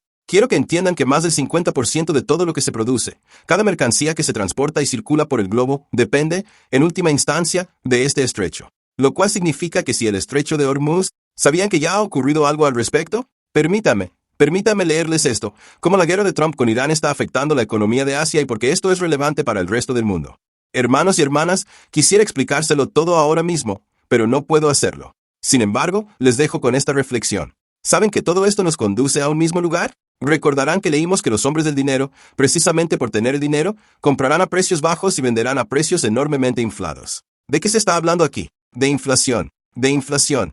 Luego se afirma que esto significará hambruna para las clases pobres y desembocará en una guerra civil. Por lo tanto, los dos grandes aspectos a los que debemos prestar atención son, ¿qué provocará la inflación? Y, más aún, ¿qué hará que los precios de los alimentos se disparen a tal nivel que supongan la hambruna para las clases pobres? Pues esto conducirá a una guerra civil. Ahora bien, hermanos y hermanas, ¿saben qué? Justo en este momento, uno de los miembros de la administración, uno de los líderes del gobierno del señor Trump, ha dicho, por favor, tengan cierta indulgencia con Trump, tengan cierta clemencia con el señor Trump, porque los precios de los alimentos están a punto de subir. Él dijo, tengan cierta indulgencia con él. Hermanos y hermanas, no estamos comprendiendo lo que está sucediendo. Lo que está ocurriendo ahora es algo conocido como el prodólar. Irán, Arabia Saudita, Rusia, la India y China dijeron, miren lo que declaró Irán como resultado de los sucesos del 28 de febrero, cuando las bombas estadounidenses e israelíes destruyeron la sede del líder supremo de Irán. El 28 de febrero, que fue el último día de ese mes, dio paso a los primeros indicios de lo que ocurriría el 1 de marzo. Al día siguiente, los iraníes hicieron una declaración, pueden leerla ustedes mismos, en la que afirmaban que dejarían de comerciar con petróleo y con el dólar estadounidense, y que nadie podría cruzar el estrecho de Hormuz a menos que utilizara el yuan chino. Ahora bien, hermanos y hermanas, comprendan lo que les digo. No estoy afirmando que Irán tenga la capacidad de impedir que esto suceda. Lo que intento transmitirles es que, de hecho, ya se ha detenido. En este preciso momento, mientras les hablo, ¿saben ustedes que el flujo de petróleo que atraviesa el estrecho de Hormuz se ha reducido casi a cero? Apenas circula nada, pues existe un gran temor. Han advertido que harán estallar a cualquiera que intente cruzar por allí. Por consiguiente, no hay compañías de seguros ni entidades que respalden tales travesías, y nadie se atreve a emprenderlas. Dado que hay mucho dinero en juego, nadie está cruzando el estrecho de Hormuz en este instante. Las únicas personas a las que se les permite el paso son, por así decirlo, aquellas vinculadas con China y entidades afines. Ahora bien, hermanos y hermanas, lo que esto nos revela es que Estados Unidos está haciendo todo lo que está a su alcance para proteger el petrodólar. Esta es la razón por la que Estados Unidos desea controlar a Irán, porque si no logra controlar a Irán, tampoco podrá controlar el estrecho de Hormuz. Quien controla a Irán, controla el estrecho de Hormuz. Quien controla el estrecho de Hormuz, controla el petróleo. Y quien controla el petróleo, controla la economía. Quizás alguien se pregunte, ¿y qué tiene que ver eso? Pues recuerden esto, para que estalle una guerra civil, la economía debe colapsar. La inflación debe alcanzar un máximo histórico, lo que a veces se denomina hiperinflación. Debemos presenciar situaciones de hambruna entre las clases más pobres. Y esto es, precisamente, lo que está a punto de suceder en este momento. Por esto es por lo que deberíamos estar orando, Padre, concédenos unos pocos años más. En Apocalipsis 13, recordarán que la Biblia dice, y que ninguno pueda comprar ni vender, sino el que tenga la marca o el nombre de la bestia o el número de su nombre. Apocalipsis 13, 16-17. Escúchenme bien. ¿Sabían que ese sistema económico aún no está establecido? ¿Cómo lo sé? Si ustedes son ateos o adventistas, hoy pueden comprar o vender sin la marca de la bestia. Ya sean budistas o bautistas, hoy pueden comprar o vender sin la marca de la bestia. Pero la Biblia dice que llegará un momento, cuando la apostasía nacional tenga lugar mediante la ley dominical y la imagen de la bestia, en el que no podrán comprar ni vender a menos que tengan la marca de la bestia o la marca de la apostasía. Pero ahora, mis hermanos y hermanas, hoy podemos comprar o vender sin ella. Eso significa que ese sistema económico aún no está establecido. Entonces, lo que Apocalipsis nos dice en los versículos 16 y 17 del capítulo 13 es que, antes de la marca de la apostasía, antes de la ley dominical nacional, veremos colapsar un sistema económico, el actual, esto para que pueda introducirse un nuevo orden económico mundial. ¿Recuerdan que en el reverso del billete de dólar dice Novus Ordo Seclorum? Eso significa nuevo orden de los siglos, es un nuevo orden económico. ¿Sabían, hermanos y hermanas, que este colapso de la economía debe ocurrir para poder introducir el nuevo orden económico que controlará las transacciones de compra y venta, de modo que nadie pueda comprar ni vender a menos que tenga la marca de la bestia? Uno debe colapsar, el actual, antes de que se introduzca el otro. Y lo único que sostiene esta economía actual es el dólar estadounidense, la moneda mundial de facto. Y lo único que sostiene la moneda mundial de facto de Estados Unidos, como les mostraré el próximo mes, Es el sistema de respaldo del dólar. Y lo único que sostiene a este último es lo que está ocurriendo en el estrecho de Hormuz. Esta es la razón por la cual la guerra en Irán, que tendrá lugar en marzo, está conduciendo al colapso de la economía. Esto está conduciendo a una guerra civil. Está conduciendo a una imagen de la bestia, la unión de la Iglesia y el Estado para imponer una ley dominical. Y la razón por la que todo esto está sucediendo, como ven en las noticias de CNN, es el gradual desmantelamiento de la separación entre la Iglesia y el Estado. Esto está ocurriendo bajo la actual administración como nunca antes. Hermanos y hermanas, no nos queda mucho tiempo. Hagas lo que hagamos, debemos hacerlo con rapidez. Debemos darnos prisa para tener todo listo de cara a la crisis. No sé ustedes, pero yo quiero estar preparado para la venida del Señor. Quiero llegar a conocer a Jesús como nunca antes. Quiero dedicar mi tiempo a la oración y al estudio. Quiero reunir a nuestra familia. Hermanos y hermanas, si alguna vez hubo un momento para poner la casa en orden, es ahora. Se lo digo, estoy orando por unos cuantos años más de gracia. Oro para que este año Dios nos conceda la capacidad de conseguir todo lo que necesitamos, todos los fondos, las instalaciones, todo lo necesario, para que podamos comenzar a capacitarnos, física y espiritualmente, como nunca antes, y así poder dedicarnos al estudio. Verán, no nos queda mucho tiempo, y en este momento apenas estamos arañando la superficie. Esta guerra en Irán es profética. Nos enfrentamos a una apostasía nacional que marcará el fin de una era para la nación, y nuestra única esperanza es correr hacia Jesús sin demora. No sé ustedes, pero yo quiero que corran hacia Jesús. ¿Es ese su deseo? Por favor, ¿me acompañarían en oración? Oh, Padre Celestial, la Escritura está en la pared. La inflación que vemos amenazando a Estados Unidos en este momento, a causa de la guerra en Irán y la cuestión del petróleo, Señor, es solo la superficie de lo que estamos viendo. Este sistema del petrodólar, que se ha mantenido en pie desde 1971, está a punto de desmoronarse, y cuando caiga, arrastrará consigo a toda la economía estadounidense y a la economía mundial. Colapsará, y eso no conducirá